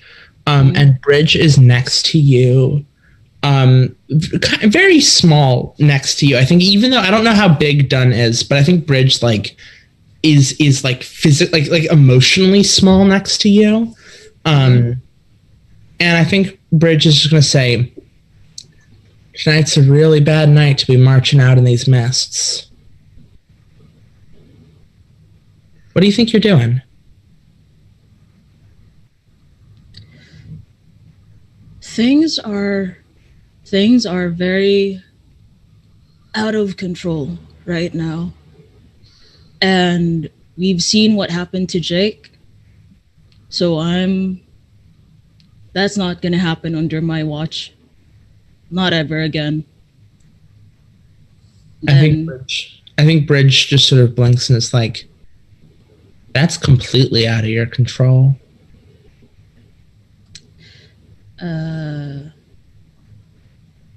I'm going to use a regular move and metaphorically exert myself past my limit.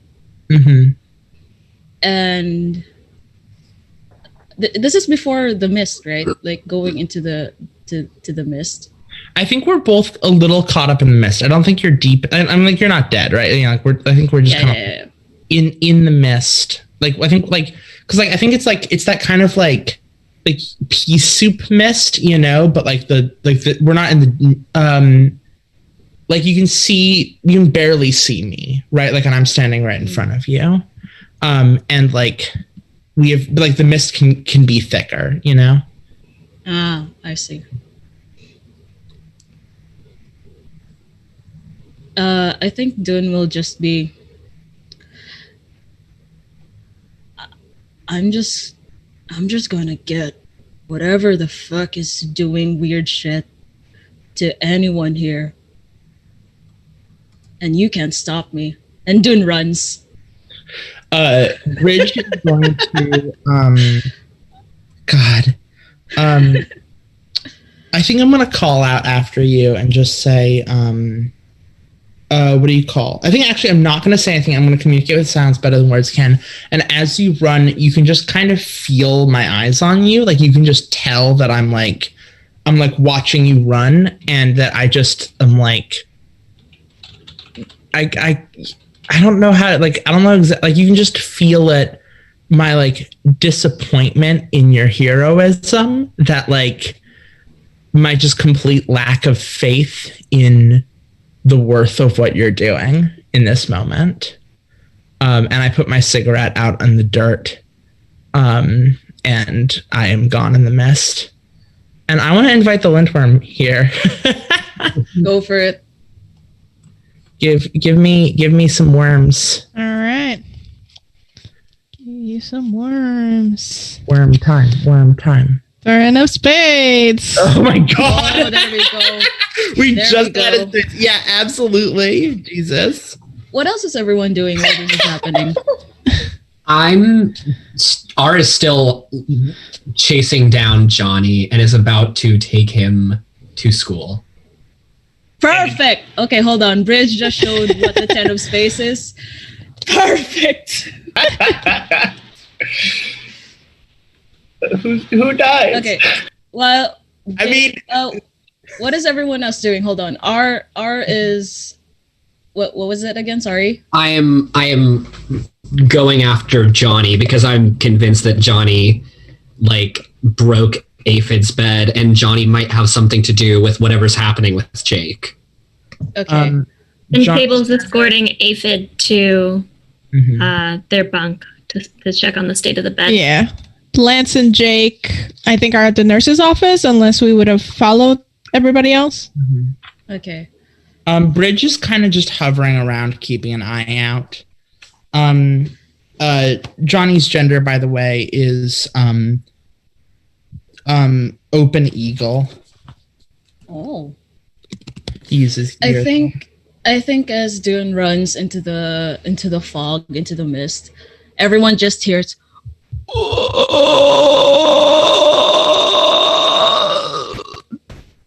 and that's it. Oh my god. And wait, everyone hears that? Yep. I think can I Dun dun dun. There's just a moment of R being like, you do not destroy another camper's property. It is unacceptable to... Yeah, Johnny is just kind of like staring at you like, and then here's that.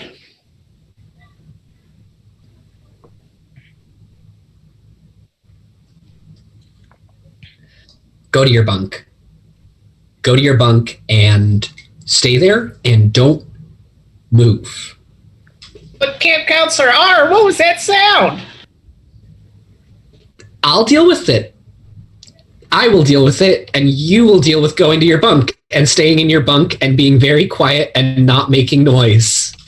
I kind of feel like that's a weak move. I think you've got a weak move for that. Oh, for sure. That is lying to a camper and 100%.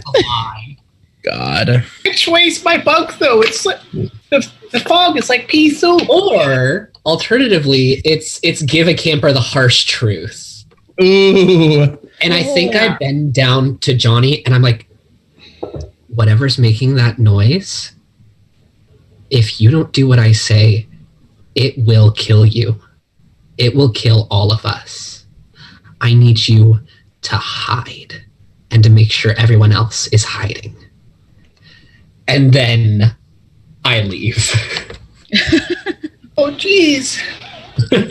This is a small thing. Can I ask for the rest of it if we don't do like fake kid voices, if we just talk like how normal people talk? Because fake kid voices are the least actual like a child thing I've ever heard in my entire life. But yes, sorry, that's all. That's a me thing. Yeah. I was also very much playing the fake kid voice up, so. yeah. But yeah, I think I think Bridge is I think you find Bridge kind of like at the edge of the mist. Like I think the mist kind of is staying clear of the field. I think I think the mist is staying clear of the old fire pit, right? Where the old charms were. That table had set up long ago. And so I think Bridge is kind of taking shelter there out of the mist. And is just kind of like fidgeting with an empty box of cigarettes when you walk up. Who does walk up, actually? I kind of just said that. Well, when the noise would happen, Table would quickly wave a little thing together, hand it to Aphid, and say, "Go first, buddy. You can bunk up with for a little bit. That was a scary noise. I'm going to go see what that's about. And take this."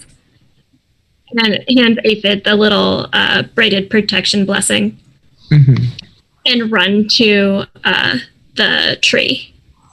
Mm-hmm. Mm-hmm.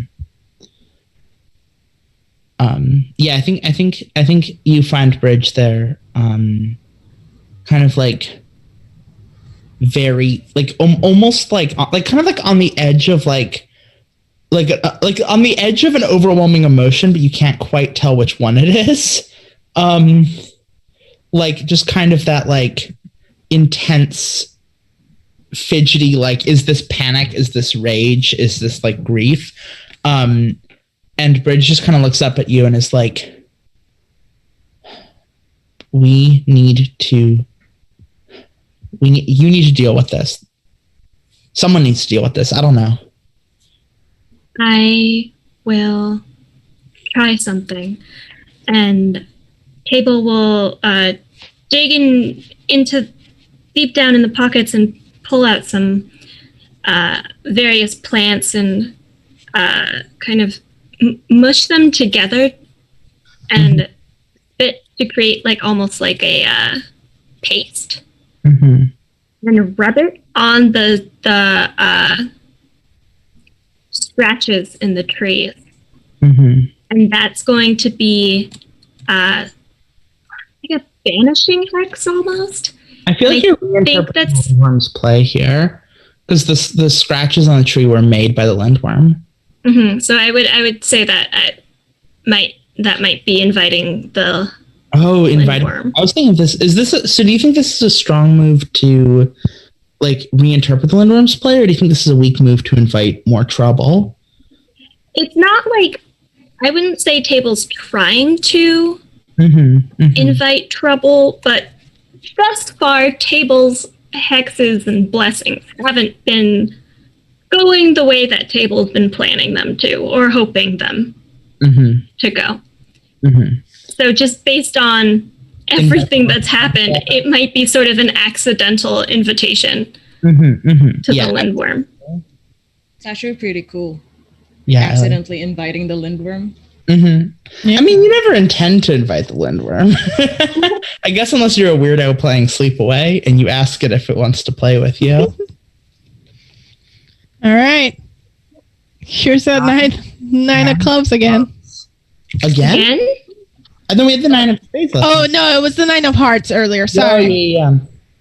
An alluring promise, the scent of distant fruits, campers lured away. Who, where? So, Aphid and Johnny, right? Because they didn't go back to their bunks. We told them to. But they didn't, right? I mean, I think they would, considering like R and Table have like different charismas. The reason why I bring up that they might like they're not different charismas, but it kind of works. is because the card is Campers Lured Away. Ah, I see. Could it be Bonk? Yeah, could be Bonk, could be Lance too. They were kind of I'm kind of interested in like I don't know. The reason why I'm interested in Johnny, I think, is because R like kind of like went hard on the weak moves with Johnny. That's true. And like 100% was like you don't get to know what's going on. You're not strong enough. Go hide. And I feel like Johnny, and then Bonk also earlier like 100% did not respect you. Okay, so maybe it's those two. I think so. I think this is the chickens coming home to roost. Yeah, 100%. The two of them are out looking in the mist for some trouble. Maybe Bonk has a flashlight, like one of those keychain flashlights that like are really bad. Oh yeah. The ones that you just kind of like hold down. It's like a small button. Yeah, exactly. Yeah. One of those. You know those ones that are also shaped like cars or food. And does Johnny have like a hatchet and they actually did destroy someone's bed? I don't think Johnny actually destroyed the bed. I do think maybe Johnny has like a wiffle ball bat. Well, or like one of those like like a wiffle ball bat, or like trying to think of what other camp, or like a walking stick. Like a lacrosse stick. Yeah, I like a lacrosse stick. Like Johnny's just got a lacrosse stick that's kind of been like haphazardly slapped into a weapon as a weapon. I was thinking like the cliche canoe paddle. Oh, well, canoe paddle's perfect. Yes, 100% a canoe paddle, right? Yeah. Like, just like a canoe paddle that's like bigger than Johnny. Yep. Johnny's way too heavy for Johnny. Yeah. He's like 4'10". Yeah. Yeah. So, Dunn, you're dead. Yep. I'm just gonna do sound effects if anyone wants sound effects. Where's R? I think I would like to. I kind of like the idea that R bumps into Bonk and Johnny in the mist, and that Johnny might take a swing at R out of sheer surprise. Oh. God, R's just getting so beat up. I know. I love playing a punching bag. God. I think R sees Johnny and Bonk out, and it's just like, why are you two out here? I think A Johnny breeze just goes. Is it okay? Like Oh, a go for it. breeze. Oh yeah, take one of them. Yeah, Like you do a it. You're cold dead. breeze once again like blows over. For some reason, only Johnny, and Bonk could feel it, and there's like.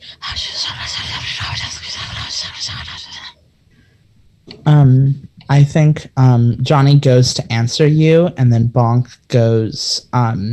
You don't got to tell the grown-ups where we're going.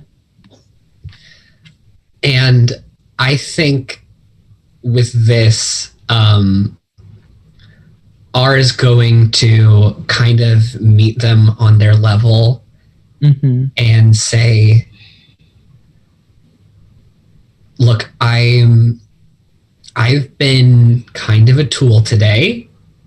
I will own up to that. But I really, at the end of the day, I do want what's best for you guys. I want to make sure that you get to be happy and safe and everything that everyone deserves to have.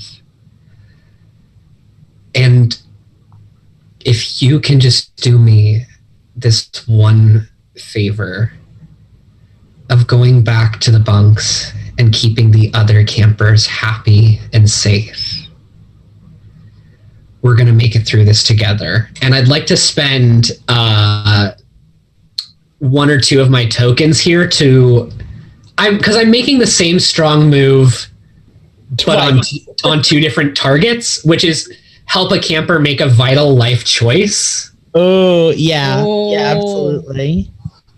So I'm gonna spend 2 tokens because I've got 3 of them, and yeah, totally. I love that. And so instead of like kind of ordering, this is me like enlisting them to help me keep everyone safe. Yeah, I think Johnny is on board, but I think Bonk is like.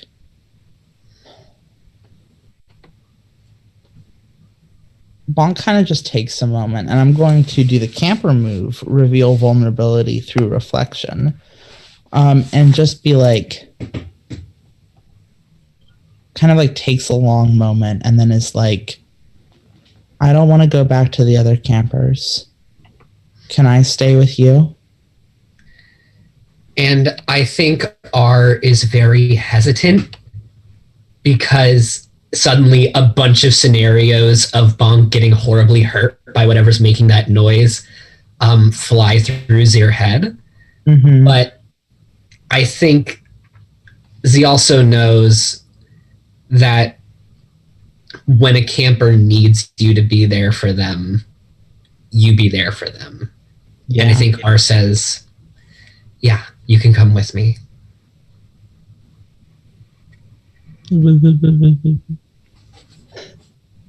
Yeah. Meanwhile, is Jake still on the table? Yeah, where's Jake? I think Jake and Lance have moved out of the nurse office. What do you think?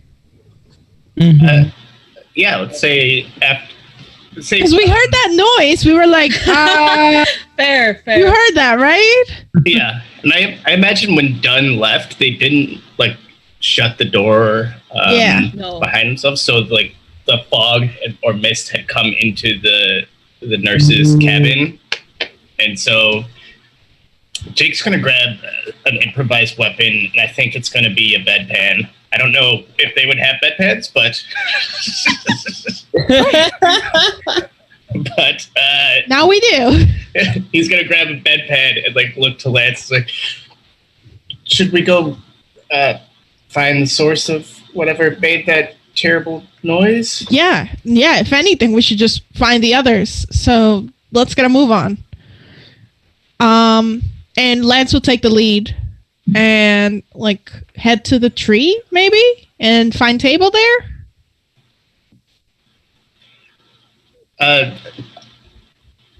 Jake will grab some like bandage wrap. I don't know. That's not the term. Gauze, I guess. Yes, gauze. he'll grab some gauze and kind of like unspool it and give a little bit to Lance. And it's just like, you hold on to that end, I'll hold on to this end so we don't get split up. Okay. No. Lance will take it. and they'll guide towards the tree. So Bridge and Table are already at the tree. Table's doing the smear on the claw marks.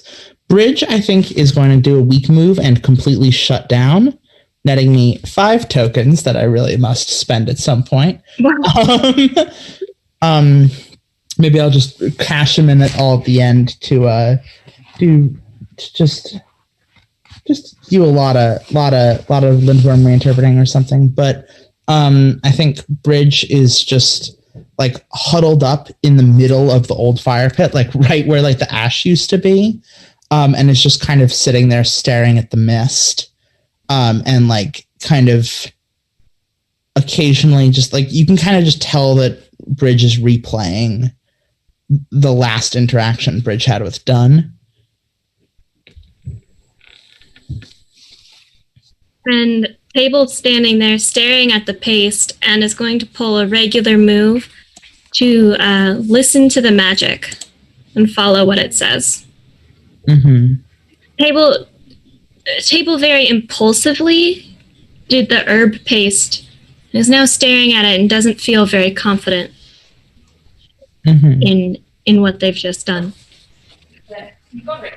And would you like to use the setting elements? Like, would anyone want to use the setting elements of the magic?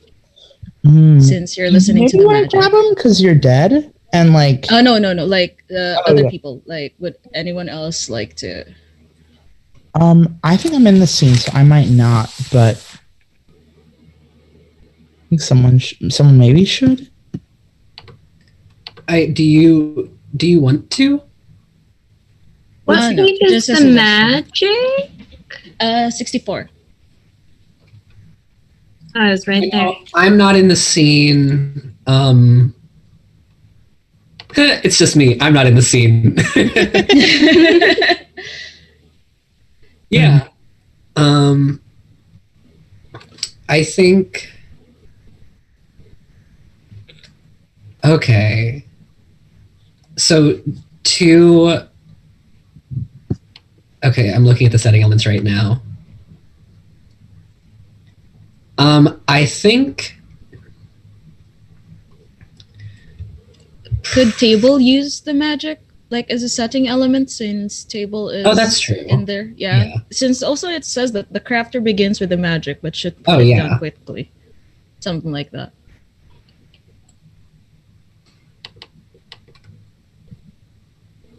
Okay.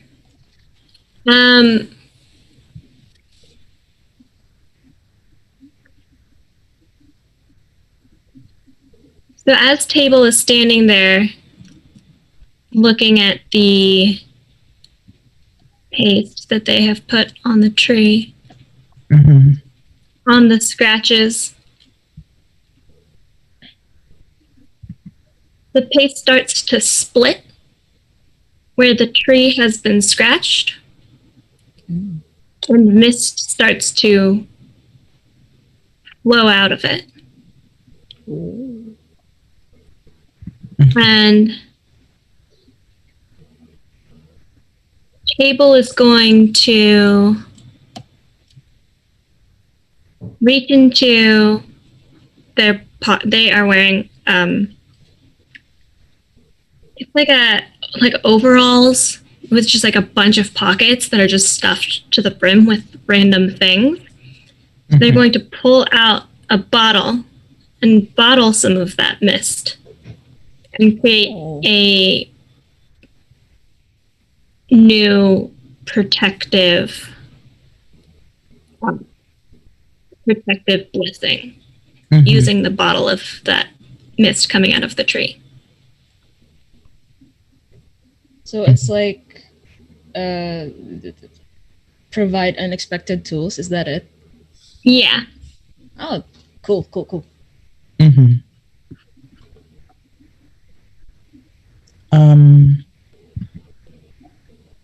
So it's me, Table. Is anyone else here right now? Jake and Lance are there too. I think Bridge is gonna finally stand up and look at the two of you and are like, this isn't like last time. What do you mean? This isn't like last time. And like the way Bridge repeats that is almost like, is like one half like, why don't you understand me? And one half like almost unaware that like Bridge repeated Bridge's self. And I think Bridge is going to go, last time it was just a little bit. Things are worse now. And I'm going to invite the Lindworm. All right.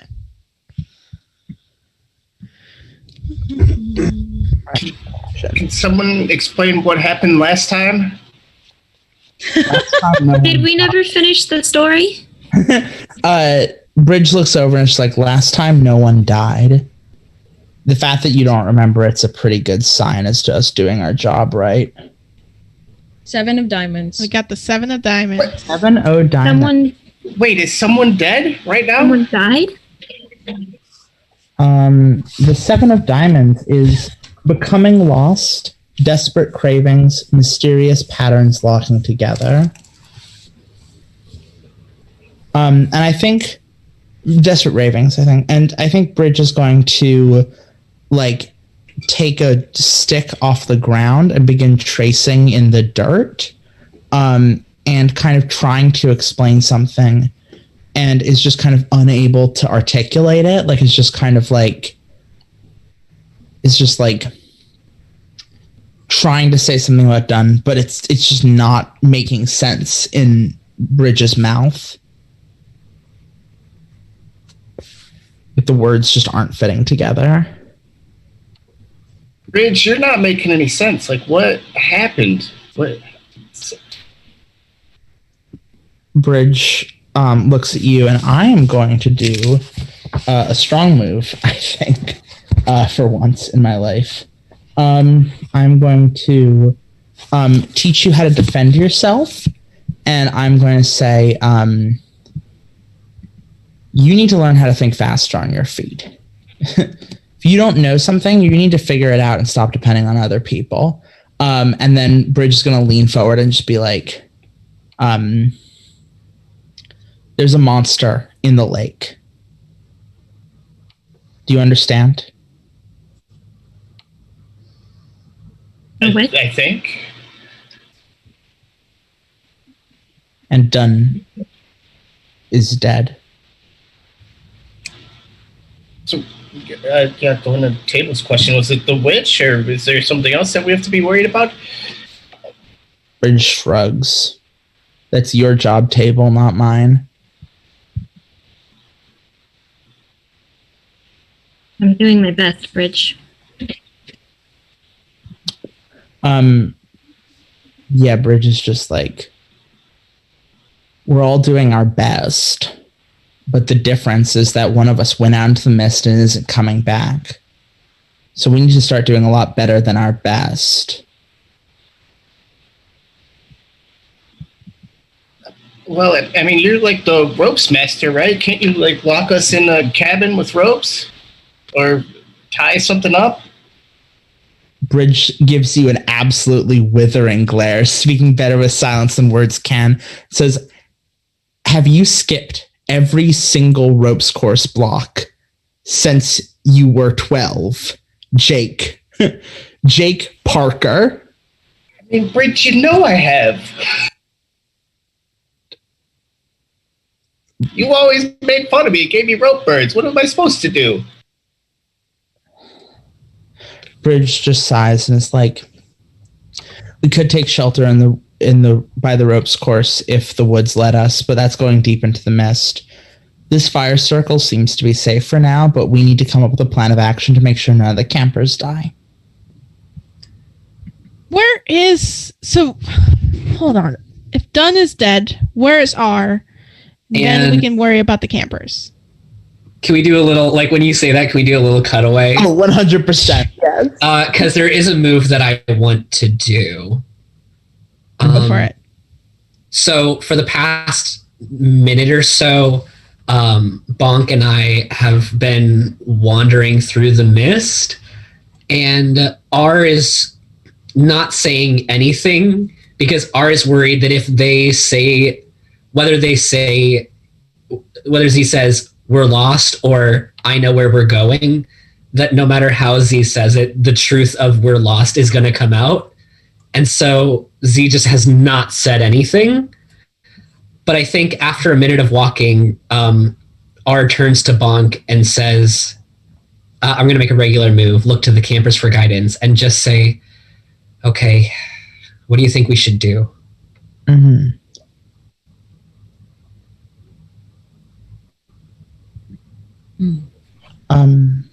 Mm-hmm. Can I do bonk? Yeah. Bonk just takes R's hand, like very gently, looks up to Zay's like eyes, just very sincerely. I think someone's in trouble, and you told us that we're supposed to help them out because that's what being in this camp is all about, right? Right. We help each other out. And I think someone's in trouble.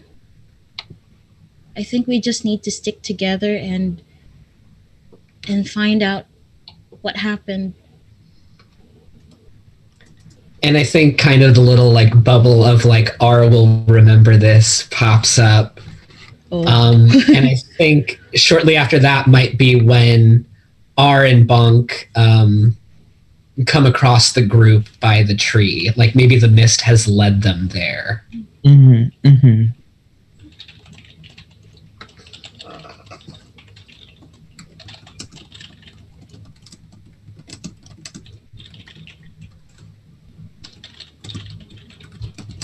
Is this the only camper that's left? I looks at you with horror in Bridget's eyes. And it's like, I sure hope not. No.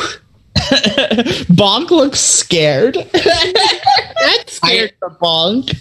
I look down at Bonk and I'm like, he doesn't know anything that we don't know, I promise. Bonk looks at you and is like, I kind of think Jake knows less than we know. I think so too. Also, for the record, in my head, Bonka's very like Harley Quinn core. Like Yeah. she's tall for, she's like, 6'1". She's just very into like she just like steals a bunch of like weird clothes that she only gets to wear at camp, and so just goes like high clown femme at camp. Also, let it be known that if that's the case, R is significantly shorter than Oh, so it was like Bonk was looking down. Bonk was looking down to me, which is a whole nother level of. I mean, Bonk's got short energy. You know what I mean? She's like, Yeah. like she's hit puberty. Like, I mean, obviously, she's trans, but like, Yeah.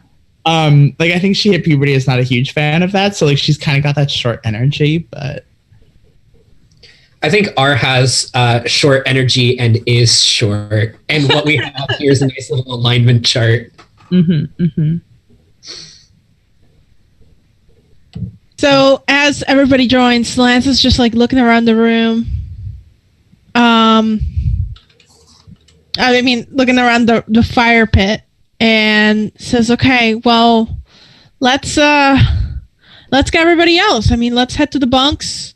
Are we just going to take shelter in the fire pit all night? Is that really your plan?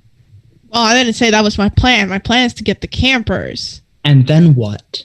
And then we figure it out from there, better than just waiting it out here. What do you expect for them to have done fate? Maybe we should pair off and go look for whatever happened to Dunn. Maybe Dunn's just pulling a prank. Look, if this is connected to what happened last year, whatever we're looking for, we're going to find it at the lake. do we want to find it or do we need to run?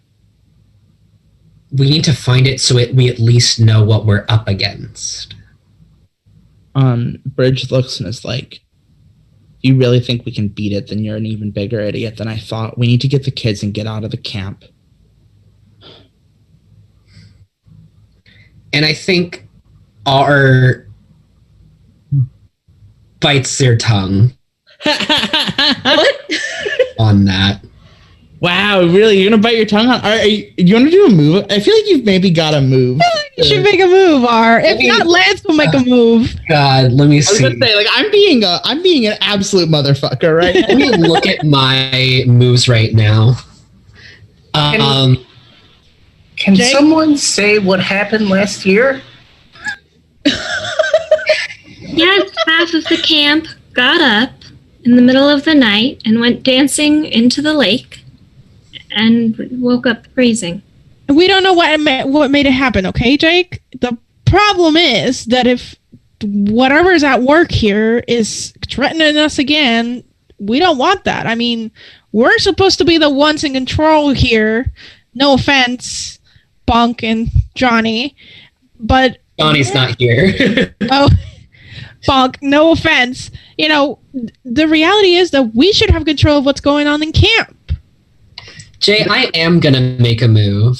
Yeah. I'm going to make a weak move and ask you, what does your character want from me? Like, I know Bridge said that what we need to do is to get the campers and run, but what are you really asking of me?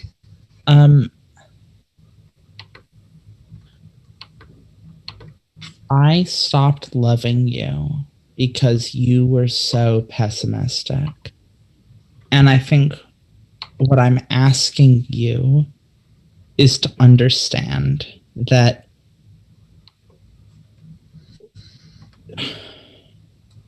you have this, like, not, like, you're bitter, yeah, but in this very, like, you so often don't believe there's any way to win the fight. You just don't believe it so much. And here is the one goddamn time where you think you can actually win this, where you think you've got a fighting chance. And for once in your life, Bridge wants you to be the person that they stopped loving, to stop acting like the person they used to care about, and to go back to your shitty, curmudgeonly, bitter self so that they can deal with this problem and run away and never have to think about it again. I think R is going to meet Bridge's eyes and kind of take a move from Bridge's playbook of speaking better with silence than sound and say, I'm done being who I used to be. If I want something, I'm going to fight for it. Took you half a decade and probably the worst time you could have finally grown a spine. Or whatever. I'm leaving, and I'm going to shatter everyone's trust in me by fleeing and just leave. And invite the Lindworm. Fuck it. 2 for 2. 2 for 2. Oh, gosh. Just all of them. Just sending a message. Oh, yikes. Do we have, like, a school bus for, like, maybe camp trips? We don't have easy access to public transportation. No. We got a camp cat. Heart. We got a camp cat. What's that cat been up to this whole time? On like not super. All this Protected time, property. we just didn't notice, but all this time, the cat is everywhere where the Lindworm is. The cat is the Lindworm. That is the Lindworm.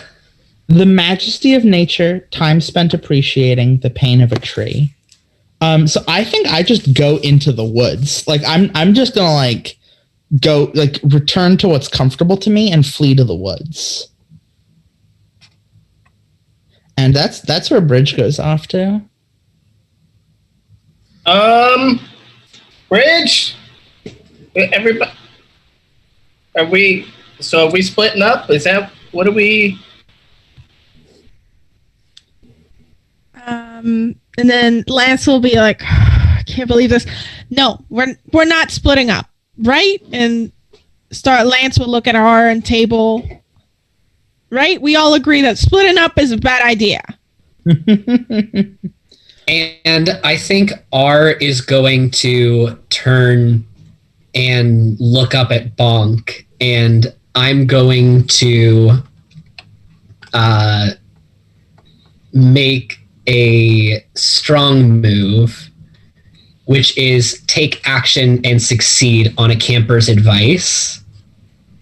And recall what Bonk said earlier about how if someone's in trouble, we have to stick together.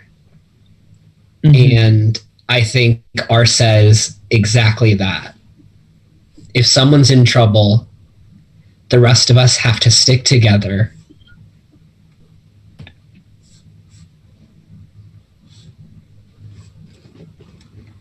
And I'm going to spend that token to encourage everyone to stay together and hopefully put out some ripple on the water that will in time reach Bridge when Bridge is ready to come back. Mm-hmm. Quick question. Around what time is it already? It is 9:45. Oh, no, I mean the game. Oh, in game. I was like, y'all got clocks. I feel like it's like midnight, right? Yeah, it's probably pretty late. Like we had the dance party like after dinner. Yeah. So Fair. Okay. Probably midnight. Yeah. I guess just real quickly, I'd like to say that we have reached the goal for the rain fundraising. So thank you, everyone. Yay! Thank you. Yay! Thank you. For anyone who's lurking, we're doing a dice bag giveaway. So pop in chat for a chance to win. Can we join? Yeah, absolutely. No, you definitely can. I'm just gonna spam the chat. And then Jake will look around. It's like, maybe if we...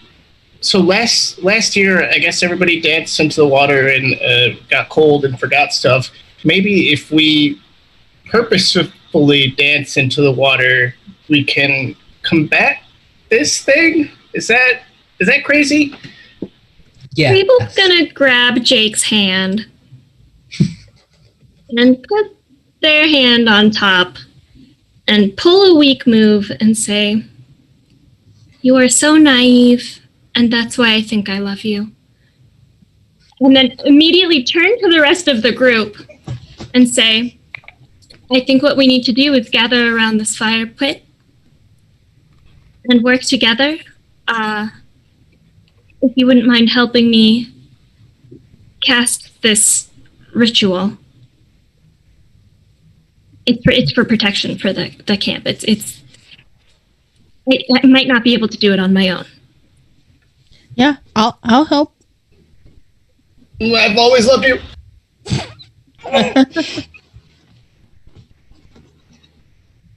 Hold on, I'm freaking out. Let's all like put that Star's like hand on Jake's shoulder and be like, "Come on, lover boy." Dylan's probably in the ether just doing this with the chain, like, yeah, Jake, yeah. So, Ours on like whatever you say is best, we're following.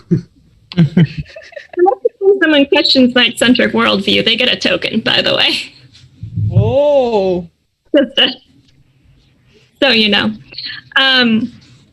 So Table will gather some ash from the fire pit and take each counselor's hand and put some ash onto it. Just rub a little like streak across each of their palms.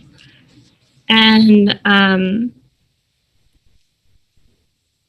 with the bottle of mist and the sort of pattern that they have wound around or like woven around it, I think is what I'm trying to say. We'll set it in the fire pit and invite everyone to gather around and try to, what's the word? Project the magic that they are trying to evoke. I also think R takes R grabs an additional handful of ash for Bonk when he sees that like Bonk like doesn't have any. Oh, I forgot. I forgot we had a camper. Table would have also. Okay, cool. I was like, I don't know if that was a deliberate choice or. No, I just forgot. Step behind this kid. Get out of here, kid. Go back to your bunk. Go back to your bonk. Go back to your bunk. Nice.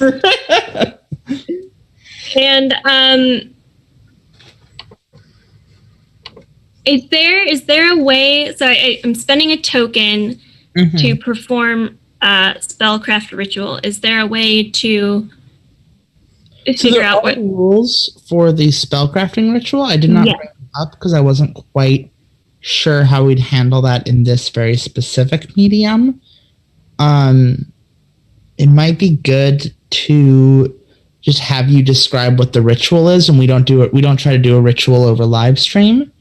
But I will draw everyone's attention briefly to the back of the book, which has a bunch of rituals in it for your ritualistic needs.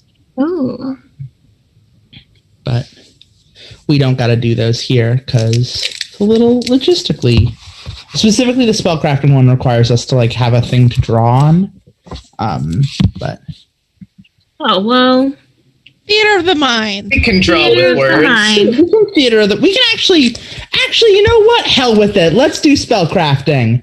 Spellcrafting is page page 119. Yeah. And so we are each going to go around and we are going to, you can either do a literal move that's on there or like, because we don't have a thing to draw on, describe what you're doing instead and how you're contributing to the ritual setup. So, Table, do you want to do the first move here? Yeah, would the ash have been part of the move then? Yeah. So I think I'm going to draw. So I said I just smudged, but I'm actually going to retroactively change it and say I've deliberately drawn different angles of line on each person's palm. Mm-hmm. So that when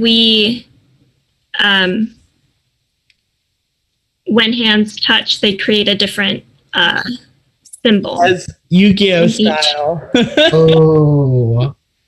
So as palms meet, it creates like either an X or a cross or just different almost runic shapes. Bridge is not here. And yeah.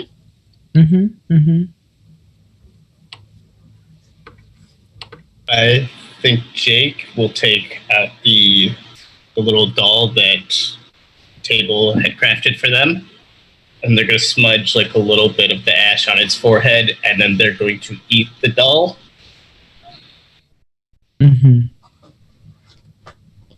I appreciate that.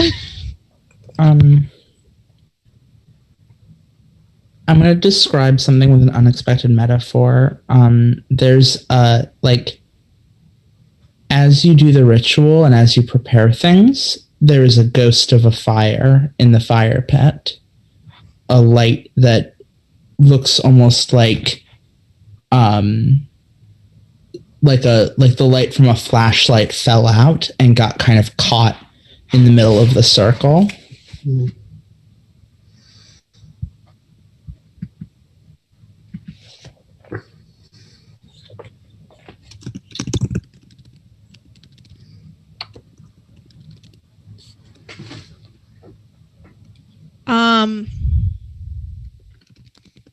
Lance is like watching everything sort of go down, and Lance remembers helping last year with Table's blessing, and Lance feels very unsure about what they can do to help here, but they grab a stick that's like nearby, and on the dirt they'll write float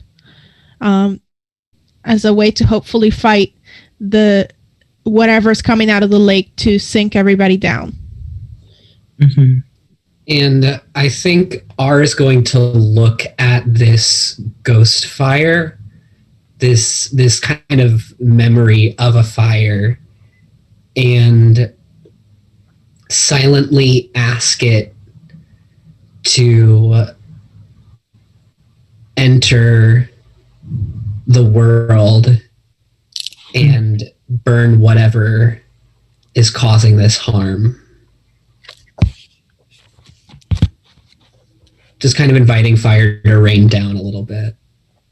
Mm-hmm. And once everyone's done their piece, I'll invite everybody to join hands and breathe together. I would say maybe 3 breaths, and Table will finish it with, well, that should do it. I hope it works.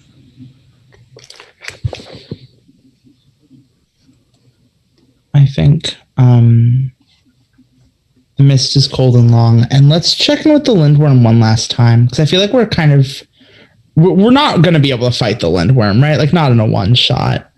So I'm curious about where the Lindworm is kind of giving us to.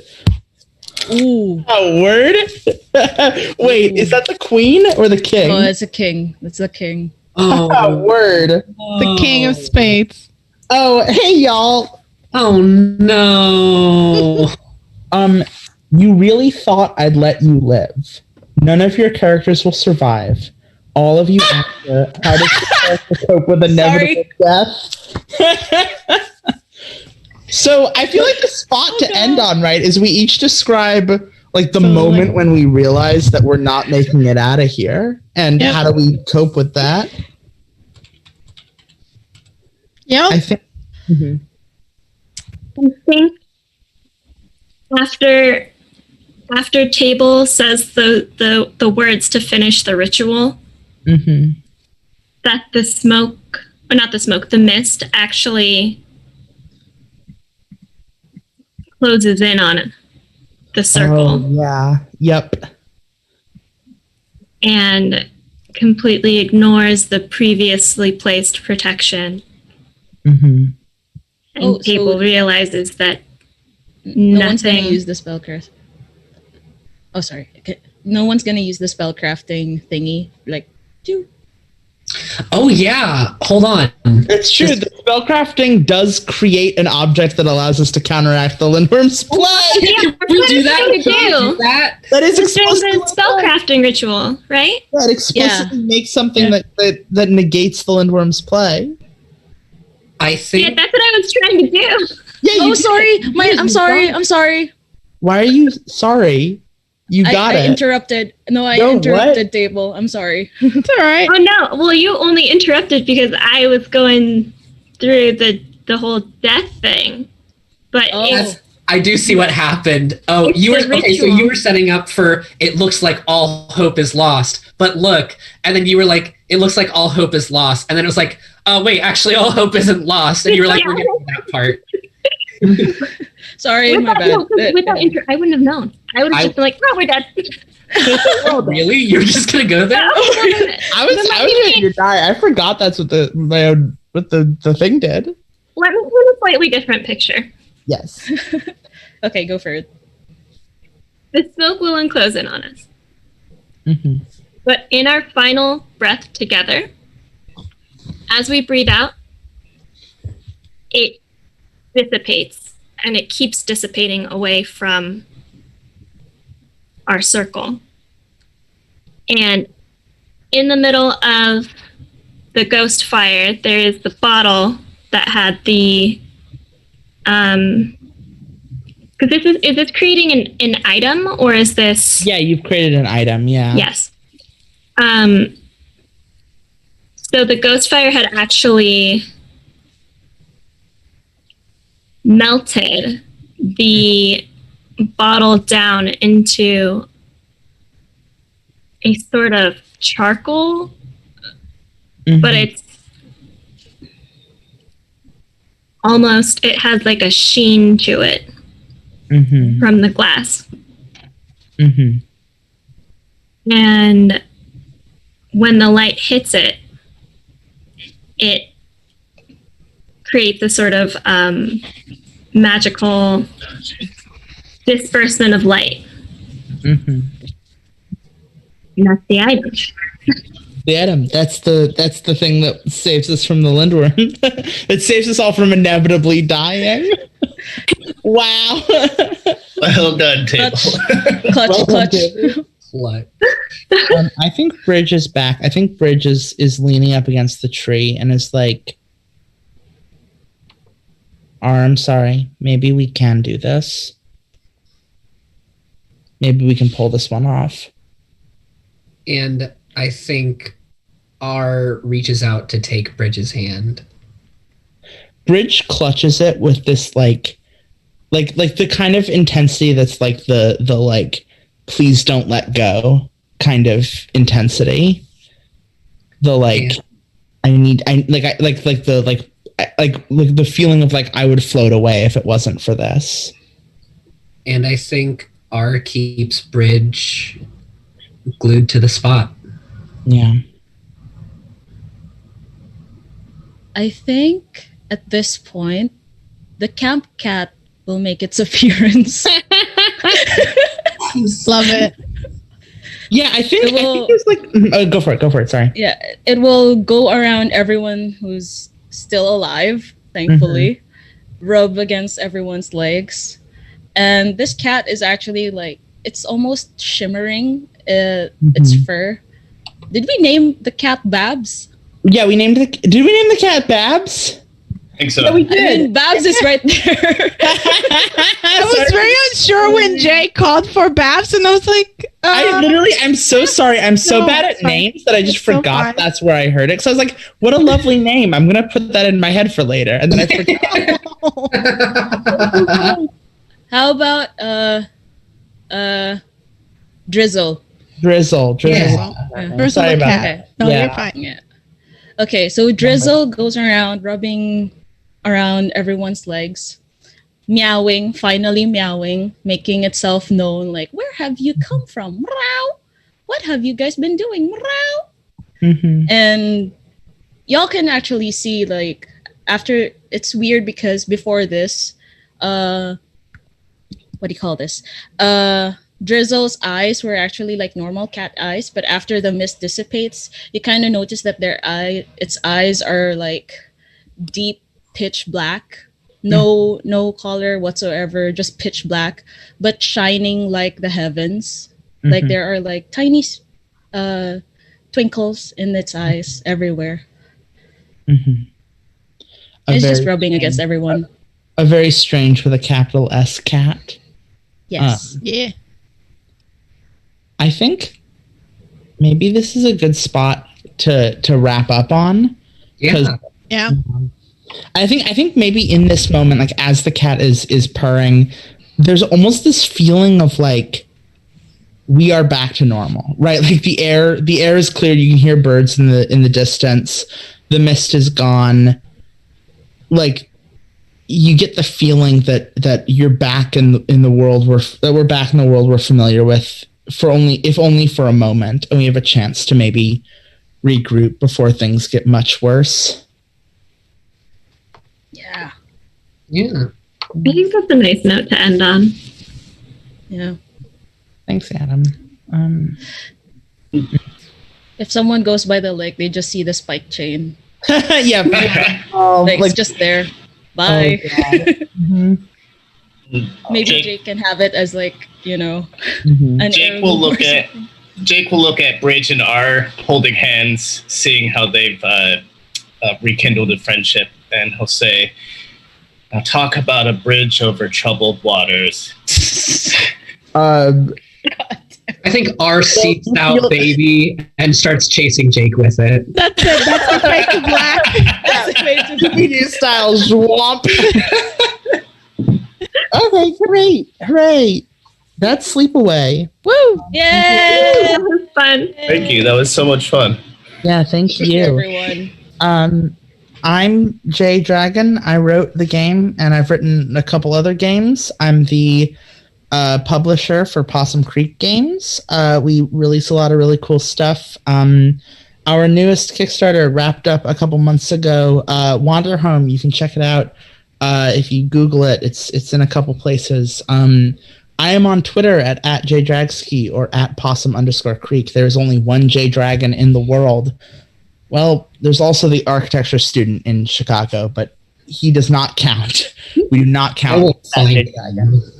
Yeah, I'm sorry, but not that many people get to be named Dragon. You can also find me on Instagram, I guess. You can find me on Itch. You can find my other games there. You can back me on Patreon at JDragon, where I have a lively Discord server where we're playing Among Us basically every night, and also we're going to watch Over the Garden Wall soon. So come hang out in my Discord. That is all. That is me. Bye. Or next person. Okay. I think that's me. Yeah, it is. Okay. I'm Corvin. You can find me at Twitter on @Corvin Appleby. It'll be my Twitch username. I'm currently on 2 different podcasts right now, Tabletop Roulette and Arcadia, California, which is a scripted fiction podcast that just released a teaser episode introing you into the world. So if you like weird, mysterious, creepy vibes, check out this show. It's so much fun. It's so good. I'm dropping a link to it in the chat. You might have to put that into Zoom, and then I'll put it into the Twitch chat. Yeah, our first week streaming, we had somebody put some porn links in, so yeah, we had to nix that pretty quickly. No. Okay, there it is in the Zoom chat. It'll get to you in the Twitch chat. Mm-hmm. Done and done. Yeah, that's me. All right. And I've been Barbara Perez Marquez. I'm a writer and a game master. I play tabletops and write comics. And you can find me at Mustache Babs here on Twitch and on Patreon, on Twitter, on Instagram. And yeah, come on, chat by. And you can follow my short fictions happening on Twitter right now for Journtober, where I'm writing Twitter-sized fictions about 2 characters that go from lovers to enemies. So, Yes. Well, I'm Erica Fermina. You can find me across all social media at AStylePixie. That includes my personal Twitch channel, where I stream Monday through Thursday at 3 p.m. Pacific. Wednesday mornings at 10 a.m. You can find me on Girls Guts Glory. And Friday mornings also at 10 a.m. You can find me on Black Love Lindy for Aether's Walkway, which is a Cypher System game. It's very cool. Very sci-fi, very cinematic. And thanks for having me. It's so much fun. So, hi, I'm Mitzi, also known as Pukepeku on Twitter and Twitch. I stream as much as my schedule allows me, and I usually play tabletop role-playing games and video games. And I usually hang out in the Dicey Amazon's Discord and in their streams as well, so check them out if you can. And this... What day is it? Okay, this Saturday on... what time is it? 4 p.m. Central is Dicey Amazons will also be hosting the show Vibrant Legends, where we'll be having hold on, I forget we'll be having we'll be having legendary takes, and I'll be joining that. So if everyone can come hang out with us and share their legendary takes. There's also going to be a donation thing also, so please donate. Thank you. Yeah, I think that's it. Thank you for having me, everyone.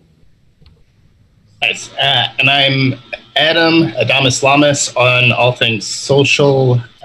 Every other Sunday, you can catch me on Featherfall Tabletop. We're doing a Curse of Shroud campaign. We're about 14 sessions in. I just finished up DMing a campaign. At some point, I'm going to DM another one, and I'm thinking like a water world type situation, but I don't know. Keep your eyes peeled for that, I suppose. Thank you again for everyone at the table who played. Thank you for donating your time. Thank you everybody who watched and donated. I believe we're going to go on a raid, so hang out for that. But aside from that, Ray, can you take us out of here?